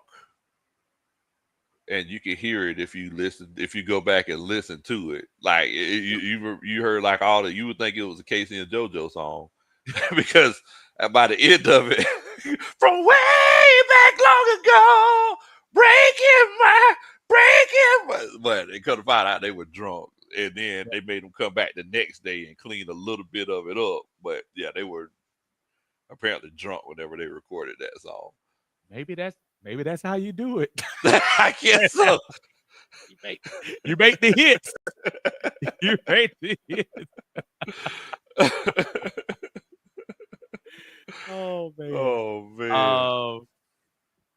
Charlie Wilson. Unfortunately, I know somebody asked that earlier. Yeah, Tonio, he's not. Charlie, most of his stuff, even though that song was popping out there too. I heard "There Goes My Baby." Heard that the other day. Boy. That Charlie. Outside of bases. Yeah, man. And I heard Charlie at an event was 2025, 2020. It was either that was last year. That was around the holidays, 2024, and I was at an event that he was singing, and I'm gonna tell you, Charlie ain't missed a step. Uncle Charlie ain't missing no steps Uncle now. Charlie, he drinking that hot tea. Yeah, you can tell. You can tell. Now, King Seven says Jasmine Sullivan and Babyface. Yes, Jasmine Sullivan is at number 54, and Mr. Kenny Edmonds is not on the list. Oh my goodness! Surprise. Coach. Now again, remember, Babyface made his mark more though he has had some of the classics. Whipperfield is a classic. That whole Tender Lover album Every was time I was close was. my I eyes, mean, I think. ooh, Yeah, Mariah Carey sang in the background. that, right, Come on. right. Come But on, bro. but don't cry a tear for Babyface. Babyface is fine. Yeah. That So that might be closet Babyface's for me Coach with Ron you. is John Legend. Oh, really? Oh my goodness. Yeah. I Yeah. Yeah. I She rock with Babyface. Yeah, A we lot. as a matter of fact, it's looking like I'm gonna have to take her to Niagara Falls because he hardly doesn't do any of his concerts in the United States, but he does one in Niagara Falls consistently. And I'm gonna have to end up taking her out to Niagara Falls to see a Babyface Oh, concert. nice. Now, Yeah. like I said, I rock with Face now. Oh yeah, Face, she love her Babyface. if you go back to the '90s, I would in R&B, I would be willing to bet you one out of every four hits in Yes, the '90s was yes, written by Babyface. yes. One Babyface was out of pushing every four. Karen White, After Yeah. 7, Tony Braxton, Bobby Brown, Bobby Brown, all of them. you know, just Usher, whenever he Usher. was on the Face Records, all of Yep. them, all a- of a- them. He and he goes as far back as Slow Jam, which is no irony that he wrote that song for Which Midnight one? Star. Oh, okay. Oh I thought you talking about the other slow jam, which one? the R. Kelly slow jam. Uh, Yeah, I was like, wait a minute, hold no. on. Okay. That's about see, even old girl knew that one. Play like, no Slow Jam for Midnight Star. Oh, He okay. wrote I that. got So he goes way back. And then the stuff they did with the deal and you. Yeah, everything. yeah. Seal was a lot of groups in the '90s though. Yeah, it was. It was. Oh, absolutely. Yeah, so I'm assuming Seal wasn't on that list, right? 'Cause Seal. Seal was not on this list at Yeah. all, as he should not have been. Has Seal made any other song besides? Kiss from a Rose. Yeah. He did a couple of, he redid "Fly Like an Eagle." He sure did. He sure did. Yeah, Space Jam soundtrack. Yeah, That's the one we got to did do that. next. That was a big hit. That That's was the a one big we hit. got to talk about next because Oh, me and Coach Ron were just sitting and just listening to soundtracks oh the other yeah. day, and we were like, oh man, I forgot that song was on that soundtrack. Man, Hey, yeah, yeah. Hey, I believe he could fly. Chris said, "What about Shantae Moore?" I think Chris did got a Shantae question on Moore Shantae. is not on this list. Probably Shantae can sing too. I've seen her at an event as well. Shantae is Shantae is gonna be in that Regina Bell, Mickey Howard conversation where Monica. you say if you want to be entertained, Oh, you're yeah. not gonna lose with either of those. Yeah. Shantae Moore, Nikki Howard, Regina Bell, but they're also not gonna be probably on lists like this, if that makes sense. Now I'm sure Brandy made the list, right? Brandy did make the list. Brandy was number. I just saw her. Brandy is number 41, right below. So, right. So Aaliyah was at 40. Brandy's at 41. Oh, okay. Yeah. We going to see Brandy and Monica, I think in October. Oh, I saw that. Yeah, I never seen them. Now, they doing Brandy. State Farm? Yeah. State Farm? Doing State Farm, yeah. It's kind of funny to you because we start thinking about that. People who can sell now, Monica, Brandy alone, I could see them selling out State Farm. I'm sorry, together. I could see them selling out State Farm. I'm wondering would Brandy sell out State Farm by herself these days? No. I don't think so either. No. I don't think so. I think Monica got would some have a better hometown chance. love. Yeah, I was gonna say I think she'll have a better chance. Hometown love, so she might sell it out. But There's Deanna says one Roberta thing. Flack, she's on the list. Yeah, she is. Roberta. 39. 30. Okay. I ain't 39. mad at that. Yeah, that's not that. I again, she kind of skews because she's more classical Yeah. than anything else. She makes a lot, but some of the most beautiful her and Donny Hathaway stuff alone. What Yeah, man. they done. I mean, yeah. They had a run. Mm. Brandy is one of my favorite artists. That's what T. Will said. Man, there's some songs that like it sound good when men sing it and when women sing it, right? Mhm. And that sitting up in my room, that's one song that I just love That's to a good sing. one. That's Yeah. Wait Until It's Hell, right? Yeah, sure Yeah, was. Yeah. Wait Until It's Hell. Yeah, Okay. sure Okay. was. Yeah. All right. So Yeah. talking about Babyface. Face. Oh, Is that every on that album. yes. So you go to the Waiting Until Hell album as you're skewing into your Hit, soundtrack hit, content. hit, He hit. wrote every song on that album. So take that. Why does it hurt so Oh, bad? Come that's on, bro. my favorite song. I like that better than Shoot. And Shoot was Same great. here. But Same here. she, oh my goodness. Man, Boy, she sang that song. oh man. my goodness, boy. Wow. I mean, Man, she boy. sang. She, A voice we won't never hear again. I Nah, mean, you're close to it. You're I not. mean, You're come not. on, bro. That Come that, on. and which is why I don't argue with anybody putting her in the top 5 No, whatsoever. can't. I, You can't. I don't. She did. Uh, See what- Donnie is in on the list. Donnie is number 21.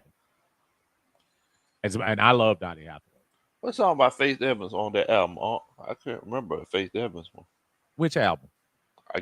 I guess you talk about the Wait Until Exhale. In which album? The Wait Until Exhale soundtrack. I'm assuming. My video went off for a second. Which album are we Oh, I'm talking sorry. about? I think you talk about the Wait Until Exhale soundtrack. If I'm not mistaken. Yeah. That's what she said. The Wait Until Exhale soundtrack.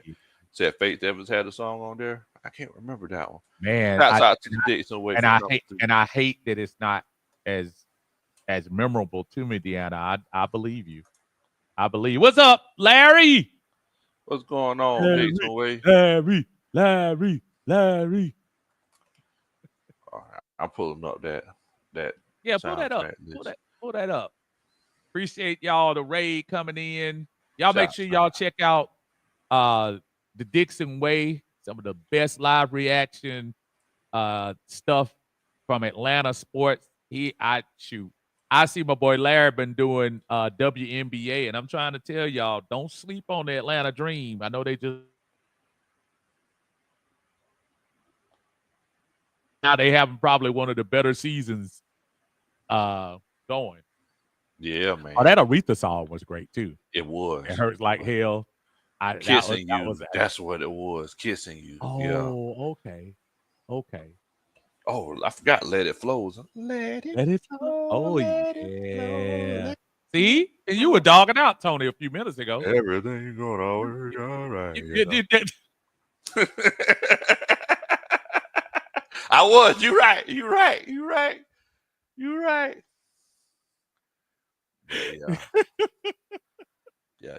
This was Look a at that good one. album, man. Man, they can't beat Honey that. Valentine, when she did that, I know it didn't write that, but even the Count on Me thing with what was that? Gladys and Count on. Gladys and Shaka, right? Who was the Whitney Count on Me Houston. song? CeCe Winans. I think Aunt froze up. Aunt's internet messing up, y'all. Yeah. Let me unshare my screen. See if that works for. Okay, can you hear me? I hear you. Okay. Look, it's probably when y'all are up in the country club area of town like Bigelow is. Oh,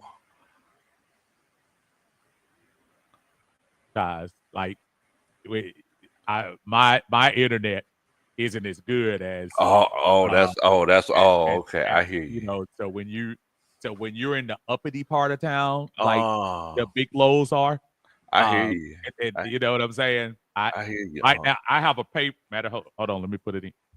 Okay, I just put in for 10 more minutes of internet because I don't live on the side of town that lowly low I, low low low lives in the town.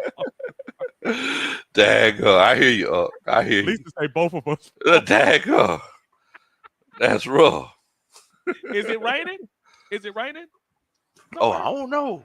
You know what? That that might be what it is, Yeah, it man. might be what it is. You know That what? might That might be our sign. It's time to that shut might it be down. our signal, brother. Yes, sir.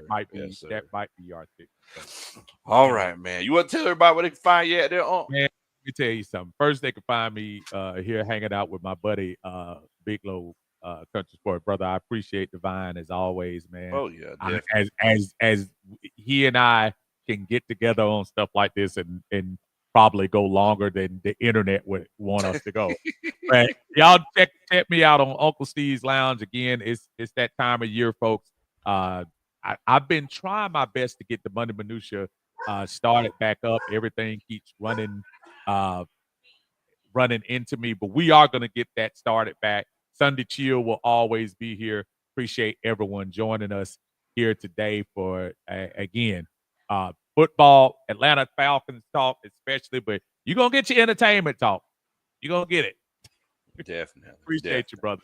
Definitely, man. We definitely enjoy it. Y'all see scrolling down there at the bottom of the screen. And Thank, Granddaughter also put it in the chat. Y'all make sure y'all subscribe to Uncle Steve's Lounge. thank Make y'all. sure you go over there. If you enjoy the just great conversation, you get some wisdom and you're gonna get some humor. Trust me, you would definitely enjoy it. So thank y'all so much for coming on and chopping it up with us. Also, we got to show love to the super chat superstars that Oh, came through. absolutely. Um, Big John Higgins will coming through. Oh man, Brian Peebles, thank you, brother. Coach Willie Doc, thank you Stop. so much. Ken Ballard, much love to you. Thank Mr. Great Credits in here. Joshua McVoney.